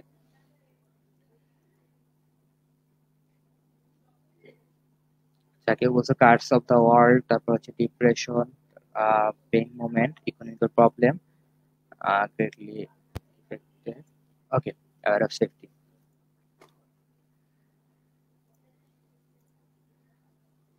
আচ্ছা, এখন দেখো, তাহলে আমরা যে লেখার ক্ষেত্রে প্রথমত ব্রেন স্টর্ম করে নিব। ব্রেন স্টর্ম যখন আমরা করব তখন হচ্ছে আমাদের মানে আমার টপিক সেন্টেন্স লেখাটা ইজিয়ার হয়ে যাবে। শুরুতে মনে হচ্ছিল যে টপিক সেন্টেন্সে কি লিখবো, এত কিছু লিখতে হবে, কিন্তু যদি আমার ব্রেন স্টর্ম করা হয়ে যায়, আমি এখান থেকে মোটামুটি ভেবে নিলাম যে এই পাঁচটা পয়েন্ট আমি লিখতে পারি, সেক্ষেত্রে আমি এখান থেকে তিনটা পয়েন্ট একবারে লিখতে পারি। যে কি, কোভিড-19, একদম খুব সিম্পল একটা সেন্টেন্স যদি বলি, যে COVID-19 has impact on our social, educational and economic sector. ঠিক আছে, একদম সিম্পল সেন্টেন্স। বা হচ্ছে এটাকে এখন যদি কেউ চাও এলাবোরেট করতে পারো, চিন্তা করে আরো সাজাতে পারো। এরপর এটার উপরে টপিক সেন্টেন্স, এটার উপর সেটাকে ব্যাখ্যা করবো সাপোর্টিং ডিটেলস, এবং সেটার ক্ষেত্রে সেটা থেকে কনক্লুডিং সেন্টেন্সে চলে যাবো। এখন দেখো একটা প্যারাগ্রাফের কি কি বৈশিষ্ট্য থাকা দরকার, যে একটা প্যারাগ্রাফে ইউনিটি থাকতে হবে। অর্থাৎ প্যারাগ্রাফটা তুমি একটা টপিকের উপরেই লিখবা। যে তুমি কোভিড-19 এর প্রভাব নিয়ে লিখতেছো, তো তুমি সেক্ষেত্রে হচ্ছে ইন্ট্রোডিউস করলা যে ইকোনমিক, সোশ্যাল এবং হচ্ছে এডুকেশনাল ক্ষেত্রে এটার প্রভাব আছে, এবং সেটার পরে হচ্ছে কি, যে তুমি এটার হঠাৎ করে মাঝখানে ঢুকাই দিলা কি, যে এর মধ্যে এটার একটা পলিটিক্যাল প্রভাব আছে। এই কাজটা করা যাবে না। অথবা তোমার কাছে মনে হলো যে তুমি কোভিড-19 নিয়ে লিখতেছো, সেখানে তুমি হঠাৎ বলতে বলতে সার্স ভাইরাস নিয়ে আসলা, অথবা হচ্ছে তুমি এটা নিয়ে বলতে গিয়ে ডেঙ্গু বা চিকুনগুনিয়া নিয়ে আসলা, সেটা না। আমরা হচ্ছে যেই টপিকটা নিয়ে আলোচনা করতেছি সেটাই থাকতে হবে। এগুলো তোমাদের মুখস্থ করার দরকার নাই, এগুলো হচ্ছে শুধু মানে একটু বোঝার জন্য যে প্যারাগ্রাফের ক্ষেত্রে আমরা কি কি রাখবো। ইউনিটি রাখবো, সাপোর্ট। সাপোর্ট হচ্ছে তুমি সাপোর্টিং ডিটেলসে যা লিখবো, এখানে যেটা বলছি যে তোমার কথাগুলোকে ব্যাখ্যা করতে হবে, এটাই সাপোর্ট, আর বেশি কিছু জানতে হবে না। অর্ডার, লেখাগুলোর একটা ক্রম থাকতে হবে, যে তুমি একটা জিনিস নিয়ে বলা শুরু করলা, হঠাৎ করে তুমি আবার মানে এমন এক জায়গায় চলে গেলা যে হয়তো তুমি সোশ্যাল ইম্প্যাক্ট নিয়ে বলতেছো, তারপরে ইকোনমিকে চলে গেছো, তো ইকোনমিক শেষ না করে তুমি আবার সোশ্যালে ব্যাক করতেছো, তারপরে সোশ্যাল, এখান থেকে তুমি চলে গেলে এডুকেশনে গিয়ে তারপর আবার ইকোনমিকে চলে গেলে, এই যে মানে বিক্ষিপ্ত ভাবে লেখাটা, এটা করা যাবে না। যেভাবে যে অর্ডার মানে একটা অর্ডারে সাজাতে হবে, আমরা যে বিষয়গুলো লিখতে চাচ্ছি সেগুলোকে ধারাবাহিক ভাবে লিখতে হবে। ঠিক আছে? তো এরপরে দেখো, উপরে দুইটা বলি, কমপ্লিটনেস। তোমার প্যারাগ্রাফটা কমপ্লিট করতে হবে। কমপ্লিট কিভাবে হবে? যে তোমার টপিক সেন্টেন্সে থাকতে হবে, কনক্লুডিং সেন্টেন্স থাকতে হবে, ভিতরে তুমি হ্যাঁ সাপোর্ট খুব বেশি করতে পারো নাই, যে যে ব্যাখ্যা লিখতে গেছো, তোমার পরীক্ষার হলে টাইম নেই, অনেক সময় আমরা এটা হয়, এটা অন্য সাবজেক্টের ক্ষেত্রেও। ধরো বাংলায় তোমার একটা লিখতে গেছো, একটা রচনা লিখতেছো, অথবা হচ্ছে একটা একেবারে ঘ নম্বরে যেমন কোশ্চেন লিখতাম না, উচ্চতর দক্ষতা কোশ্চেন লিখতেছো, তো সেক্ষেত্রে তোমার হাতে একদমই টাইম নেই, সময় আছে 2 মিনিট, প্রশ্নটা লেখা শুরু করছো। সেক্ষেত্রে কি করি আমরা, শুরুতে একটু জ্ঞানমূলকটা লিখে নেই, তারপর ভিতরে হয়তো একটা বাক্য লিখি, যেখানে আমার গত 5টা বাক্য লেখা উচিত ছিল, একটা বাক্য লিখে তারপর হচ্ছে আমি আপনার কনক্লুশনটা দিয়ে দিই। এই কাজটা হচ্ছে যখন আমাদের হাতে টাইম থাকে না বা কোনো সুযোগ থাকে না তখন করতে হবে। আর এমনিতেও কমপ্লিট করতে হবে, এটা হচ্ছে বড় কথা। তো কমপ্লিটনেসের উপর একটা বড় মার্ক থাকে আমাদের যে কোনো লেখায়। টপিক সেন্টেন্স দিব এবং কনক্লুডিং সেন্টেন্স দিলেই হচ্ছে আমাদের অনেকটাই লেখাটা কমপ্লিট মনে হবে। তারপরে হ্যাঁ ভিতরটাও ইলাবোরেট করতে হবে, কারণ হচ্ছে তোমার ধারণাটা ক্লিয়ার হওয়াটা জরুরি। আর একটা হচ্ছে কারেক্টনেস। কারেক্টনেস কি, গ্রামাটিক্যালি কারেক্ট হবে, স্পেলিং কারেক্ট হতে হবে, এরকম, অর্থাৎ ভুল থাকা যাবে না, কারেক্ট করতে হবে। আর একটা পয়েন্ট দেখো, কোহেরেন্স। কোহেরেন্স জিনিসটা কি? কোহেরেন্স হচ্ছে তোমার লেখার ভিতরে একটা ফ্লো থাকতে হবে। ঠিক আছে? তো ফ্লোটা, এই কথাটাই আমরা শুরুতে বলেছিলাম। আমি একবার বলেছিলাম যে সাপোর্টিং ডিটেলস এর মধ্যে কি কি থাকতে হবে, কারেক্ট অর্ডারে, তাহলে অর্ডারটা চলে আসলো। তারপর ইরেলেভেন্ট আইডিয়াস আনা যাবে না, তার মানে হচ্ছে কি ইউনিটি থাকতে হবে। আর একটা বলতেছি কি, connect smoothly to the next, transitional word use করে, এটাই হচ্ছে কোহেরেন্স। এক্সাম্পলে যাব, তার আগে দেখো ট্রানজিশনাল ওয়ার্ড দ্বারা আমরা কি বোঝাচ্ছি। এই যে যেগুলো তোমরা কানেক্টর হিসেবে শিখেছো বা হচ্ছে লিঙ্কার হিসেবে শিখেছো, এগুলোই হচ্ছে ট্রানজিশনাল ওয়ার্ড। যে আমরা যখন একটার সাথে আরেকটা আইডিয়া অ্যাড করতে যাচ্ছি, যে একটা কারণ বললাম, সাথে বললাম যে এছাড়া আরো এই কারণ আছে, সেক্ষেত্রে আমরা কি বলি, also, more over, additionally, again, in addition, তারপর ফার্দার, ফার্দার মোর, এই কথাগুলো আমরা বলি। আবার হচ্ছে দুইটা সিমিলার আইডিয়ার ক্ষেত্রে আমরা কি বলি, লাইকওয়াইজ, সিমিলারলি, ইন কম্পারিজন। আমরা বিপরীত এগিয়ে দিতে গেলে কি বলি, however, unlike, in contrast, but, yet. এরপরে আমরা যখন লেখা শেষ করি বা হচ্ছে কোনো একটা কনক্লুশনে আসার চেষ্টা করি, বলি যে সুতরাং, সুতরাং কি, therefore, thus, hence, so, for this reason, এই কথাগুলো আমরা বলি। কখনো কখনো আমরা একটা কথাকে ব্যাখ্যা করতে করার ক্ষেত্রে এক্সাম্পল আনার চেষ্টা করি। সেই এক্সাম্পল লিখতে গেলে আমরা কি ব্যবহার করব, for example, for instance, to illustrate. আর লেখার শেষে, পরিশেষে বলা যায় যে, এই যে কথাটা আমরা লিখি, এটাই হচ্ছে to sum up, in short, to conclude, in conclusion. ঠিক আছে? এরকম অনেক ট্রানজিশনাল ওয়ার্ড আছে, তোমরা জানো, আমি জাস্ট এখানে একটা দুইটা করে এক্সাম্পল দিয়ে গেছি শুধু মনে করার সুবিধার্থে। এখন আমি হচ্ছে 1 ঘন্টা হয়ে গেছে, আমি সরাসরি দুই একটা প্যারাগ্রাফের এক্সাম্পলে যাব। কারো কোনো যদি প্রবলেম থাকে, এই পর্যন্ত প্রবলেম থাকলে একটু দ্রুত বলবা। এরপর হচ্ছে আমি সরাসরি প্যারাগ্রাফ এক্সাম্পলে চলে যাবো, যেটা হচ্ছে আমাদের টেক্সচুয়াল এবং পরীক্ষা আসার মতো।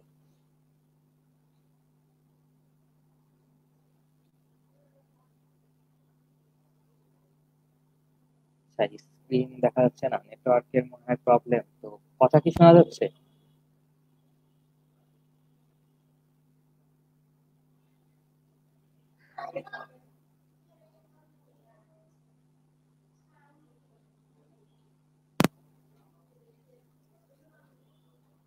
কথা শোনা যাচ্ছে কিনা?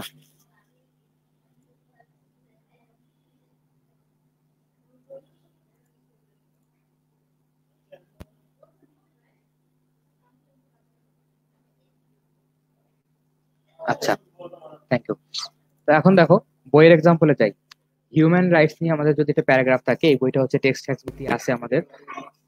তো কারোর কাছে বই থাকলে বই দেখতে পারো। আর আমি প্যারাগ্রাফটা তুলে দিয়েছি এখানে, অনেক কিছু লেখা তো এটা বড় করাটা একটু কঠিন।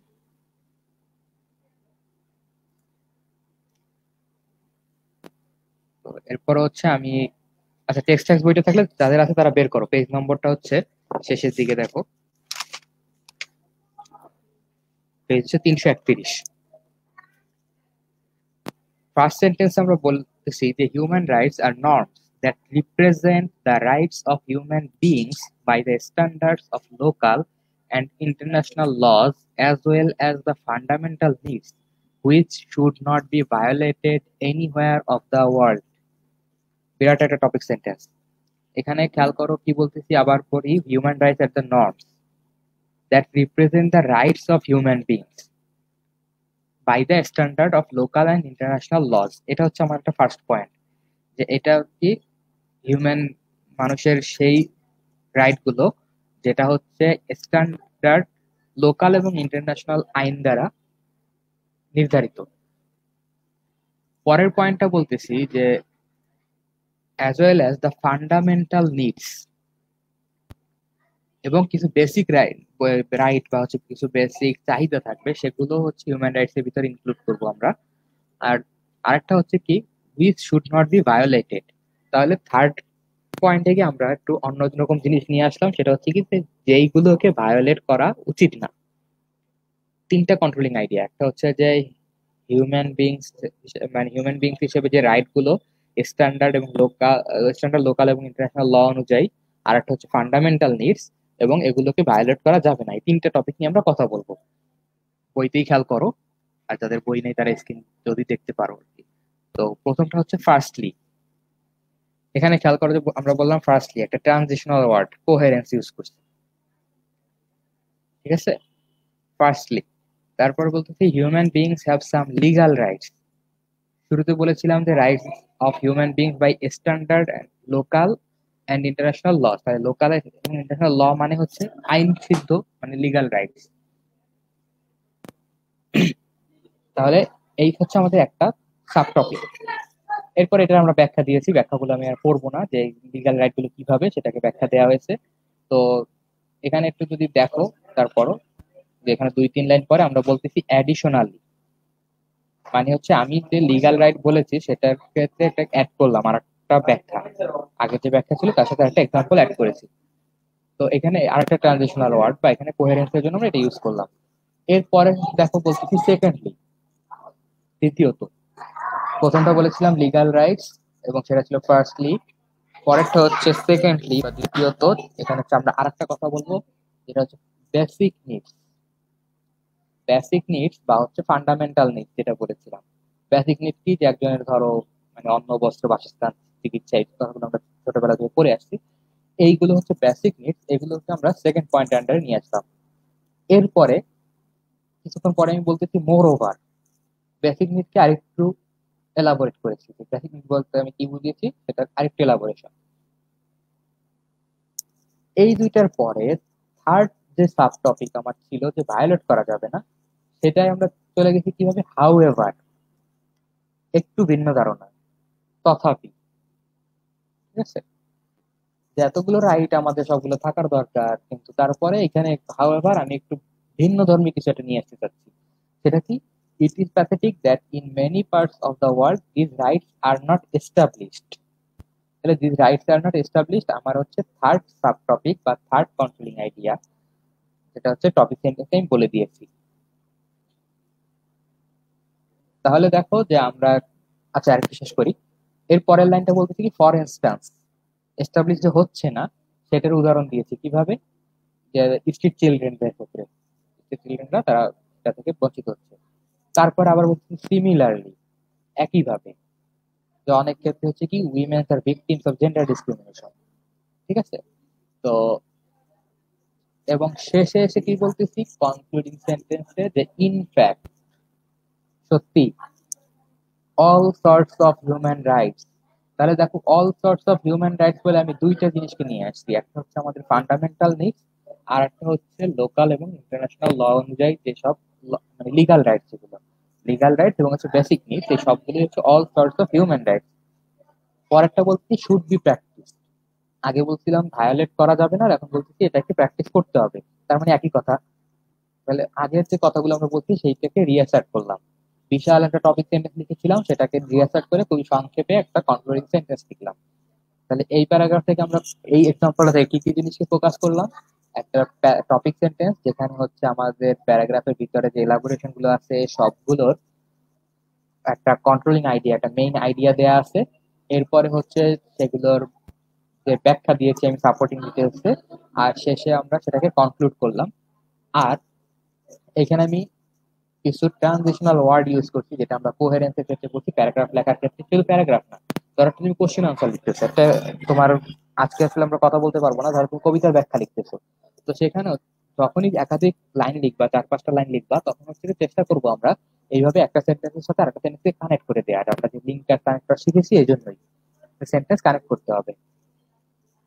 তো ফার্স্টলি বললাম, তারপর হচ্ছে অ্যাকর্ডিং টু দ্বারা একটা ধারণা দিচ্ছি, তারপর হচ্ছে কি অ্যাডিশনালি বলে আরেকটু অ্যাড করলাম তথ্য, সেকেন্ডলি বলে সেকেন্ড টপিকে গেছি, তারপর হচ্ছে এটাকে ব্যাখ্যা করেছি, এখানে গিয়ে আমি ফর এক্সাম্পল বললাম, তারপরে হচ্ছে এখানে ফর এক্সাম্পল দিয়ে তারপর হচ্ছে মোর ওভার দিয়েছি, হাউ এভার দিলাম, তারপর হচ্ছে ফর ইনস্টান্স দিয়েছি, তারপরে সিমিলারলি দিয়েছি, ঠিক আছে, সিমিলারলি দিয়েছি, আর এরপরে শেষে হচ্ছে ইনফ্যাক্ট দিয়েছি।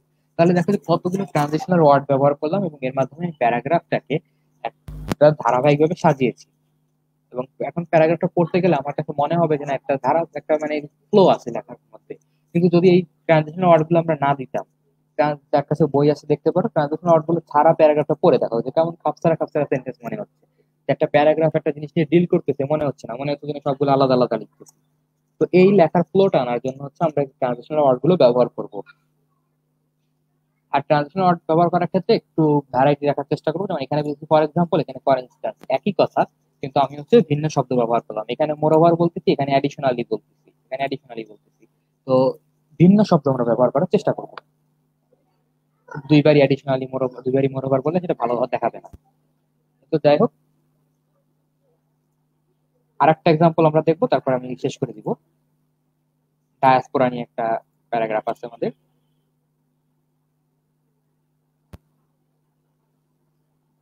আচ্ছা, আমাদের জুম করতে বলছো, এটা হচ্ছে পুরোটা জুম করলে লেখাটা বারবার মুভ করতে হবে, এই জন্য বোঝা যাবে না।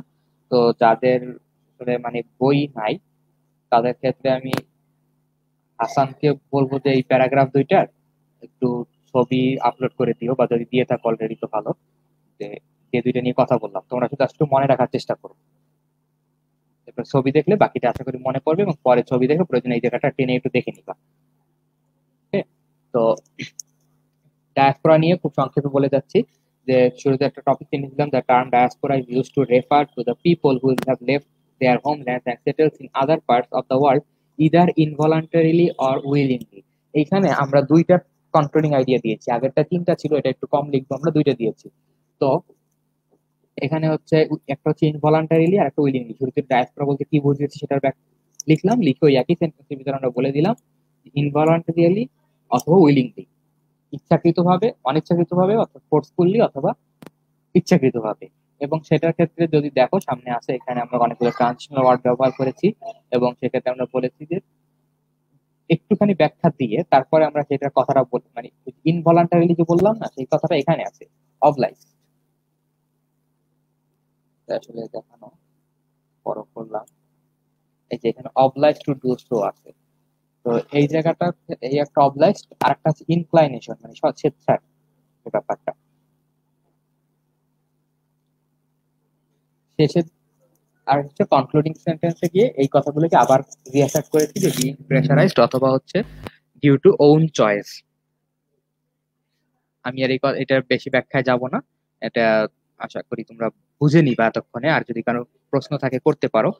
আর কিছু এখন জেনারেল কথাবার্তা বলি। আর হচ্ছে এই যে তোমাদের হাসান ভাইয়ার যে বই, যেই গ্রুপে তোমরা আছো টেক্সট হ্যাক্স নিয়ে, তো টেক্সট হ্যাক্সে হাসান কিছু এক্সাম্পল দিয়ে দিচ্ছে লিখে, যেখানে 10টার মতো এক্সাম্পল দেওয়া আছে। তো এইগুলোতে তোমরা এই বৈশিষ্ট্যগুলো পাবা, যে প্যারাগ্রাফগুলোতে মোটামুটি এই সবগুলো বৈশিষ্ট্য ফলো করে লেখা হয়েছে। ঠিক আছে, তো এখান থেকে আরো দুই একটা কথা যদি বলি, যে এইখানের বইতে যে প্যারাগ্রাফ গুলো দেওয়া আছে এগুলো হচ্ছে মোটামুটি 200 ওয়ার্ডের আশেপাশে, কম বেশি। ঠিক আছে, তো এইটা হচ্ছে ইন্টারমিডিয়েটের জন্য প্রযোজ্য। আর অ্যাডমিশনের জন্য তোমার আসলে এত ওয়ার্ড লেখার হয়তো সুযোগ হবে না, বলে দিবে হয়তো, আমার ধারণা যদি ওয়ার্ড লিমিট দেওয়া হয়তো 100 ওয়ার্ড দিবে সর্বোচ্চ, তাতেই এক পেজ হয়ে যাবে, এক পেজ করা কঠিন। আর যদি ওয়ার্ড লিমিট না দেয় তাহলে সেন্টেন্স লিমিট দিবে, যেমন গতবার 6 সেন্টেন্স আসছে, 10 সেন্টেন্স আসছে। তো এরকম যদি আসে তাহলে হচ্ছে আমরা তার ভিতরে লেখার চেষ্টা করবো, এত কিছু তখন লেখার দরকার নেই, তখন হচ্ছে কি একটা কন্ট্রোলিং আইডিয়া দিব, একটা ব্যাখ্যা দিব, তাহলে দেখো হয়ে যাচ্ছে। যে তুমি যদি 6টা সেন্টেন্সের একটা প্যারাগ্রাফ আসে, তোমার একটা টপিক সেন্টেন্স, একটা কনক্লুডিং সেন্টেন্স, এটা দুইটা ফিক্সড, চলে গেল দুইটা, বাকি থাকলো 4টা সেন্টেন্স। 4টা সেন্টেন্সের জন্য তুমি কি করবা, শুধু দুইটা সাপোর্টিং ডিটেলস দিবা, দুইটা সাপোর্টিং ডিটেলস এর এক লাইনে হচ্ছে ওইটা নিয়ে একটু বলবা, পরের লাইনে সেটা একটু এলাবোরেট করবা। আর একটা কথা অবশ্যই মনে রাখতে হবে, আমরা যাই লিখি না কেন আমাদের মানে সেটাকে করতে হবে, ব্যাখ্যা দিতে হবে। ঠিক আছে, আমরা যাই লিখবো সেটাকে আমরা ব্যাখ্যা দেওয়ার চেষ্টা করব, কোনো কিছুকে আমরা ব্যাখ্যা ছাড়া রাখবো না, যে আমি একটা জিনিস ইন্ট্রোডিউস করলাম এবং সেই জিনিসটা সম্পর্কে আমি আসলে কিছুই লেখি নেই, এরকম যেন না হয়। আচ্ছা, আমি দেখি যদি একটু কোশ্চেনটা দেখাতে পারি, সেই সুযোগটা যদি হয় তাহলে আমি দেখিয়ে দিচ্ছি কোশ্চেনটা। আহ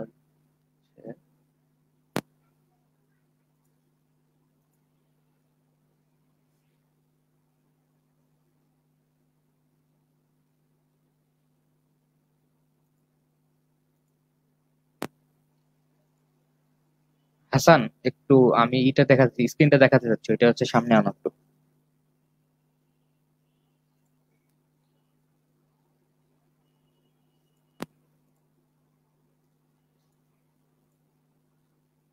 সরি।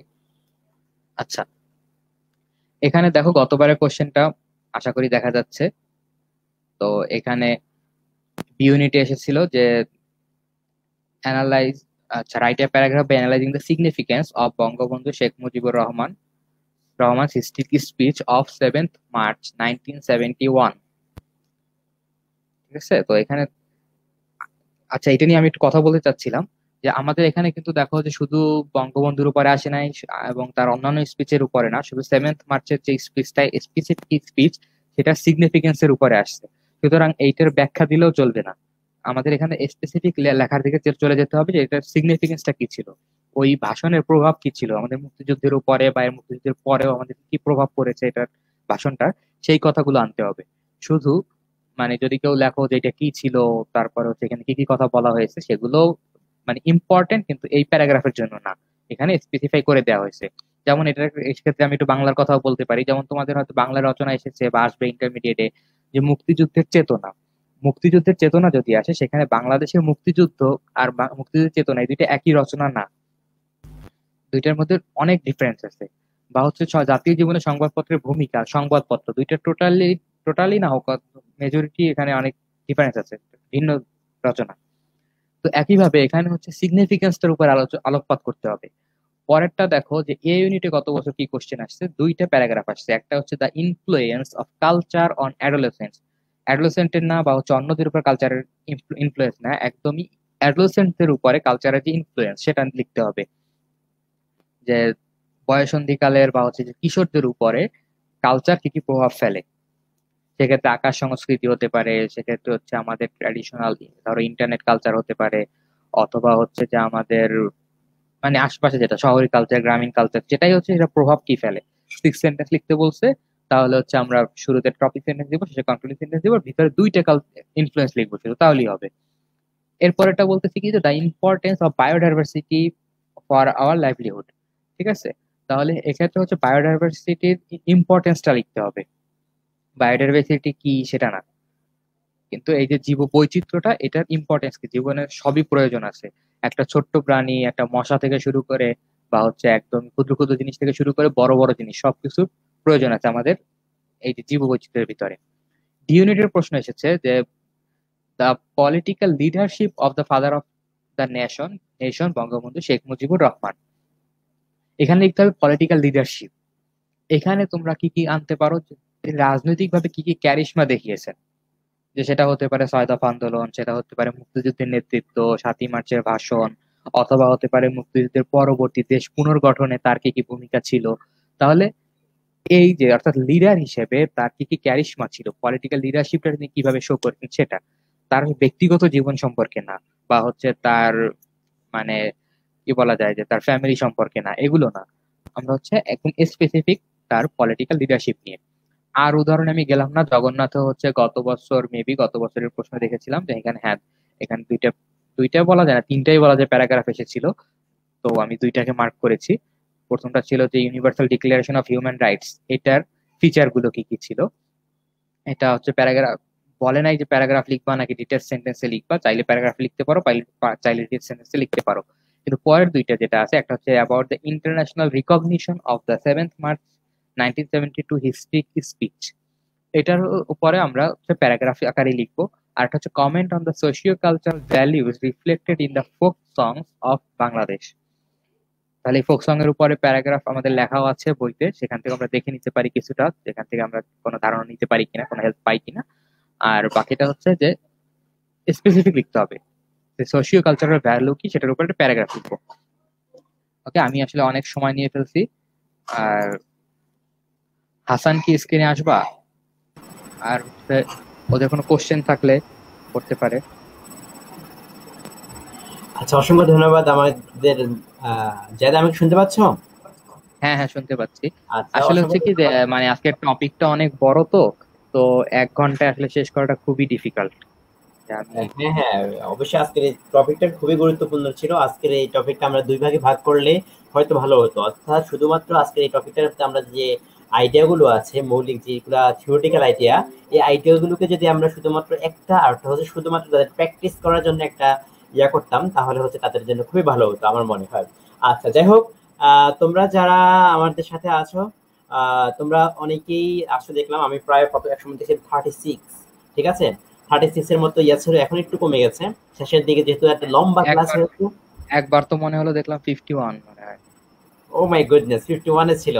আচ্ছা আচ্ছা, তাহলে হচ্ছে তোমাদের সবাইকে অসংখ্য ধন্যবাদ। আর তোমাদের আজকের এই ক্লাসটা কেমন লেগেছে তাহলে আমাকে কমেন্ট করে জানাও। তাহলে তোমরা আজকের এই ক্লাসে আশা করি অনেক কিছু শিখতে পেরেছো, ঠিক আছে? আচ্ছা, আমরা আচ্ছা, আরেকটা আমি আরেকটু কথা বলি। সেটা হচ্ছে যে আজকে ক্লাসটা যদিও ছিল রিটেনের উপরে, কিন্তু আমার আসলে রিটেন পুরোটা টাচ করা সম্ভব হয় নাই। তো যখন আমি কোশ্চেন গুলো দেখাচ্ছিলাম বা আমি নিজে দেখতেছিলাম, তো তোমরাও দেখতে পারো ওখানে কোশ্চেনের মধ্যে কিন্তু কবিতার উপরও একটা বড় পার্ট ছিল, বা আরো কিছু জিনিস ছিল, শুধু প্যারাগ্রাফ না। প্যারাগ্রাফের হচ্ছে একটা সিগনিফিকেন্ট পার্ট, ধরো রিটেনের মধ্যে মেজরিটি প্যারাগ্রাফ, কিন্তু তার মানে অন্যগুলো না, অন্যগুলো আছে কিছু কিছু। তো সেটা নিয়ে আসলে মানে আজকে টাচ করার সুযোগ হয়নি।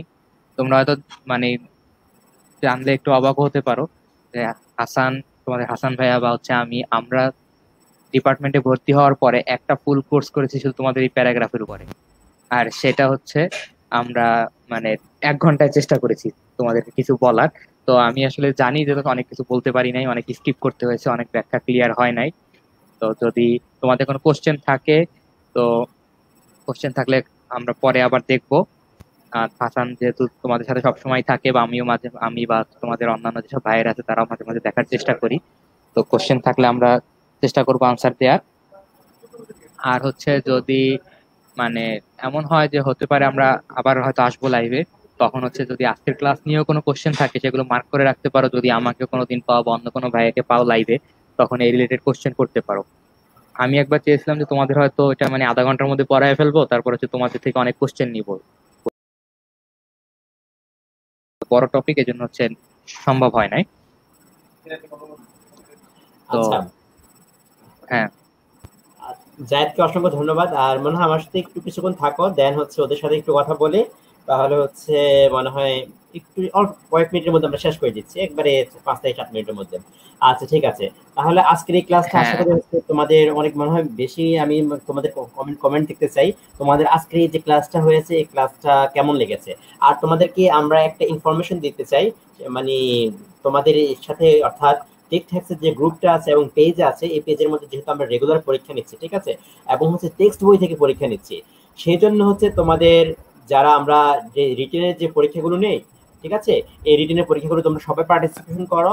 আমরা ইনশাল্লাহ রেগুলার হচ্ছে পরীক্ষা নিচ্ছি যেহেতু, তো তোমরা একটু রেগুলার পার্টিসিপেশন করো, তাহলে হচ্ছে আমরা একটু আশা করতে পারি যে তোমাদের রিটেন পার্টটা অনেক ভালো হবে। আচ্ছা, তাহলে তো আমি দেখতে পাচ্ছি আপনারা জাওয়াদ আফিফ বলেছো যে আরেকটা প্র্যাকটিস সেশন চাই। আচ্ছা, প্র্যাকটিস সেশনের জন্য হচ্ছে আমরা যেটা করতে পারি সেটা হচ্ছে প্র্যাকটিস সেশনের জন্য যেটা করতে পারি আমরা হচ্ছে কিছু টপিক দিয়ে দেবো তোমাদেরকে, অর্থাৎ কিছু গুরুত্বপূর্ণ টেক্সট বই থেকে যেগুলো পরীক্ষা আসার মতো, এবং হচ্ছে তোমরা এখন তো মোটামুটি ভাবে এতটুকু আইডিয়া হয়েছে প্যারাগ্রাফ কিভাবে লিখতে হয়, এতটুকু তো আইডিয়া হয়েছে, রাইট? আজকের এই ক্লাসের পরে তোমাদের ক্লাসের মধ্য দিয়ে তোমাদের এতটুকু তো আইডিয়া হয়েছে কিভাবে একটা প্যারাগ্রাফ লিখতে হয়, রাইট? কমেন্ট করো তো দেখি, কমেন্ট করে আমাকে জানাও যে আজকের ক্লাসের পর তোমাদের এতটুকু তো আইডিয়া ক্লিয়ার হয়েছে যে তোমাদের কিভাবে প্যারাগ্রাফটা লিখতে হয়। তাহলে প্র্যাকটিস আচ্ছা করার জন্য আমি হাসান, আমি একটু অ্যাড করি যে হ্যাঁ হ্যাঁ এটা হচ্ছে আমরা যদি এরকম মনে হয় যে তুমিও নিতে পারো বা হচ্ছে আমরা মোটামুটি সবাই যে কেউ, যে প্যারাগ্রাফ নিয়ে আমি নিজেই স্যাটিসফাইড না যে আমি আসলে ক্লাসটা কমপ্লিট করতে পারিনি, আমার কাছে মনে হচ্ছে যে আরো কিছু বলা উচিত ছিল।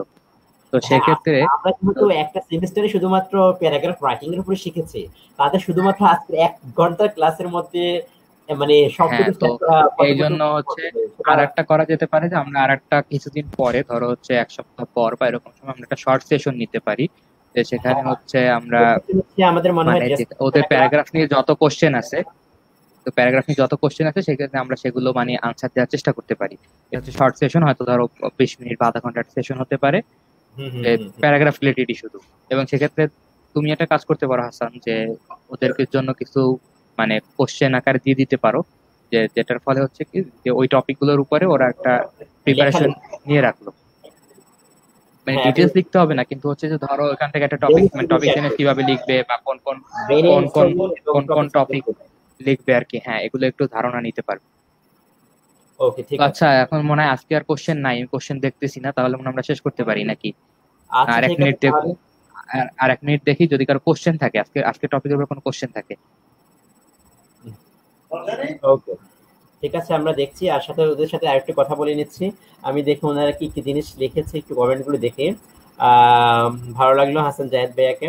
আচ্ছা, এছাড়াও আজকে জাহেদ ভাই তোমাদের সাথে ক্লাস নিয়েছে, এছাড়াও ইংলিশ ডিপার্টমেন্টের আমি আরো অনেক বন্ধুদেরকে তোমাদের এই প্ল্যাটফর্মে নিয়ে আসবো, ঠিক আছে?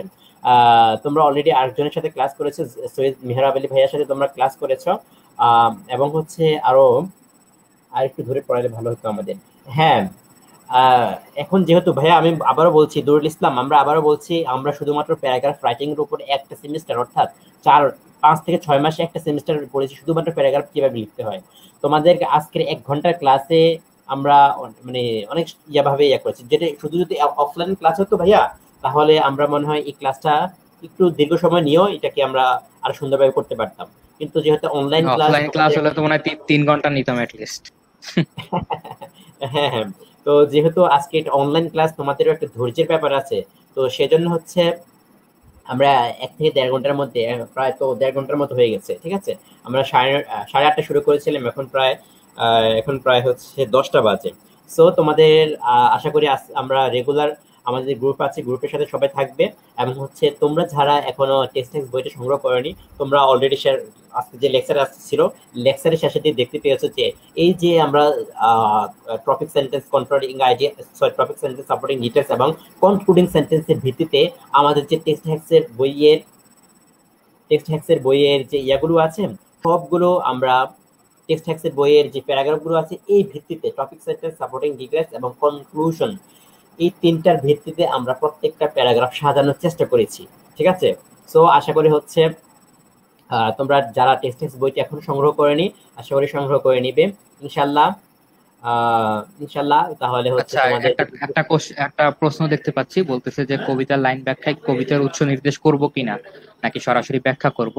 তো হচ্ছে আমরা উৎস অবশ্যই নির্দেশ করব, কারণ যে কোনো একটা কবিতা কবিতা যদি থাকে, কবিতা বলতেই হবে যে এটা কোনখান থেকে তুমি নিয়েছো। এটা লাইন মানে অন্তত কবিতার নাম বলতে হবে, এবং অন্তত কবির কবিতার লাইন। যদি কেউ এবং কবি, কবির নাম যদি বলতে পারো বেটার, কিন্তু যদি কবির নাম নাও পারো, কবিতার নামটা বলতেই হবে, এটা মাস্ট। আচ্ছা, এটাকে মনে হয় এটাকে রেফারেন্স টু দ্য কনটেক্সট, এটা হচ্ছে আমাদের টেক্সট বইয়ের 4 নম্বর চ্যাপ্টারে আমরা এটা উল্লেখ করে দিয়েছি। প্রত্যেকটা যে 14টা কবিতার 14টা লাইন আমরা এক্সপ্লেন করেছি, সেখানে প্রত্যেকটা লাইনের মধ্যে আমরা লিখে দিয়েছি the lines are taken from, এটা উল্লেখ করে দিয়েছি, ঠিক আছে। তো আমরা আশা করি আরো রিটেনের যেসব পার্টগুলো আছে এই পার্টগুলো নিয়ে আরো ইনশাল্লাহ আমরা চেষ্টা করব। জায়েদ ভাই আমাদের রিটেন পার্টটাই দেখবেন, তো হচ্ছে আশা করি দেখবেন জায়েদ ভাই। জি, স্টুডেন্টদের চেষ্টা করা যাবে ইনশাআল্লাহ। ইনশাআল্লাহ। আচ্ছা, তোমাদের মাধ্যমে তোমাদের সামনে আজকে আমাদের জায়েদ ভাই একটু তোমাদের সামনে কথা দিয়েছেন যে তোমাদের রিটেন পার্টটা তিনি ইনশাআল্লাহ দেখবেন। তাছাড়া আমি সবসময় তোমাদের সাথে আছি।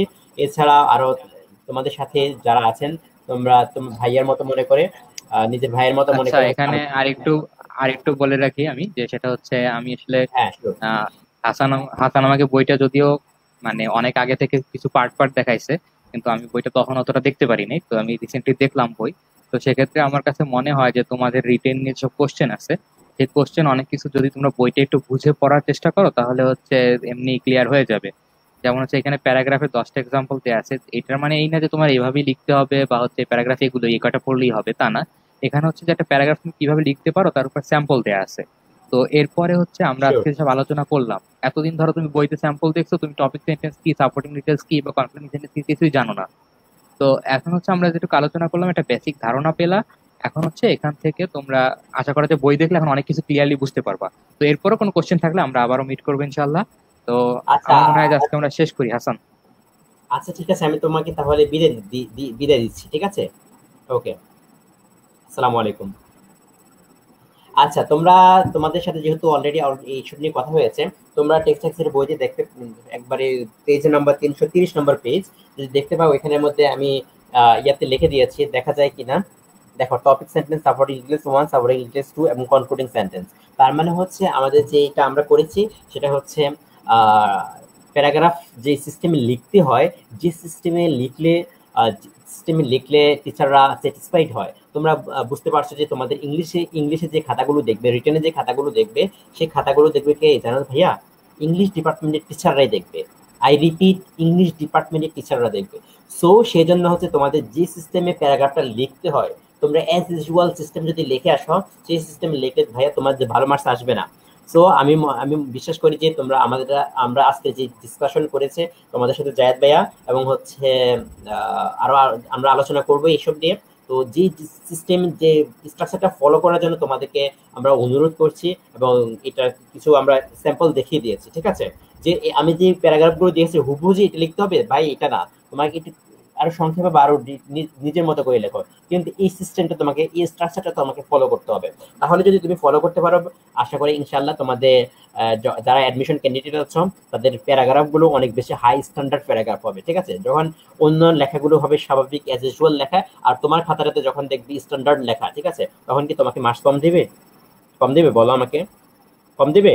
কম দেবে না, তোমাকে অবশ্যই ভালো মার্কস দিবে। সেক্ষেত্রে যখন তোমাদের দেখতে পাবে যে তোমাদের এবং টিচারদের যখন তোমরা, আই রিপিট, এক্ষেত্রে হচ্ছে তোমাদের একটু বেশি প্র্যাকটিস করতে হবে, হ্যাঁ। তো আমি কিছু নেক্সট ক্লাস যখন জায়েদ ভাই নেবে, নেক্সট ক্লাসের আগে হচ্ছে তোমাদের সাথে আমি কিছু টপিক দিয়ে দেবো, ঠিক আছে। তো এই টপিকের ভিত্তিতে হচ্ছে তোমরা আজকে যেমন জায়েদ ভাই তোমাদের সাথে ইউএস ইলেকশন 2020 নিয়ে একটু বলেছিল, তারপর হচ্ছে ইম্প্যাক্ট অফ কোভিড-19, যেগুলো একবার সাম্প্রতিক বিষয় নিয়ে, ঠিক আছে। এছাড়া আমরা অনলাইন এডুকেশন, এইসব গুরুত্বপূর্ণ যে টপিকগুলো আছে এই টপিকগুলো হচ্ছে আমরা দিয়ে দেবো। এই টপিকগুলো হচ্ছে যদি দেই, তাহলে হচ্ছে তোমরা এই টপিকগুলো থেকে ব্রেন স্টর্মিং করবা, এবং কিছু প্রত্যেকটা টপিক থেকে তোমরা ডিটেলস যদি নাও লিখতে পারো, ঠিক আছে। আমরা বলেছিলাম, আমরা তোমাদের সাথে অলরেডি বলেছিলাম, আমরা যে গুরুত্বপূর্ণ টপিকগুলো আছে যেগুলো হচ্ছে টেক্সটের বইতে আমরা উল্লেখ করিনি, সেইগুলো যদি কোনোভাবে আমরা না ইয়া করি, সেগুলো হচ্ছে অ্যাটলিস্ট তোমাদেরকে পিডিএফ আকারে, আই রিপিট, পিডিএফ আকারে আমাদেরকে দেওয়ার চেষ্টা করবো, ঠিক আছে। সেটা এই মাসে না হলেও নেক্সট মান্থে শুরুতে, অর্থাৎ পরীক্ষার আগে ইনশাল্লাহ তোমরা পেয়ে যাবা। তো সেই কথার ভিত্তিতে হচ্ছে তোমাদের আজকের ক্লাসটা আশা করি অনেক ভালো লেগেছে, আশা করি অনেক কিছু শিখতে পেরেছ। তাহলে আজকে এখানেই শেষ করছি। সবাই টেক্সট বইটা সংগ্রহ করবে। সবাইকে ধন্যবাদ। আসসালামু আলাইকুম।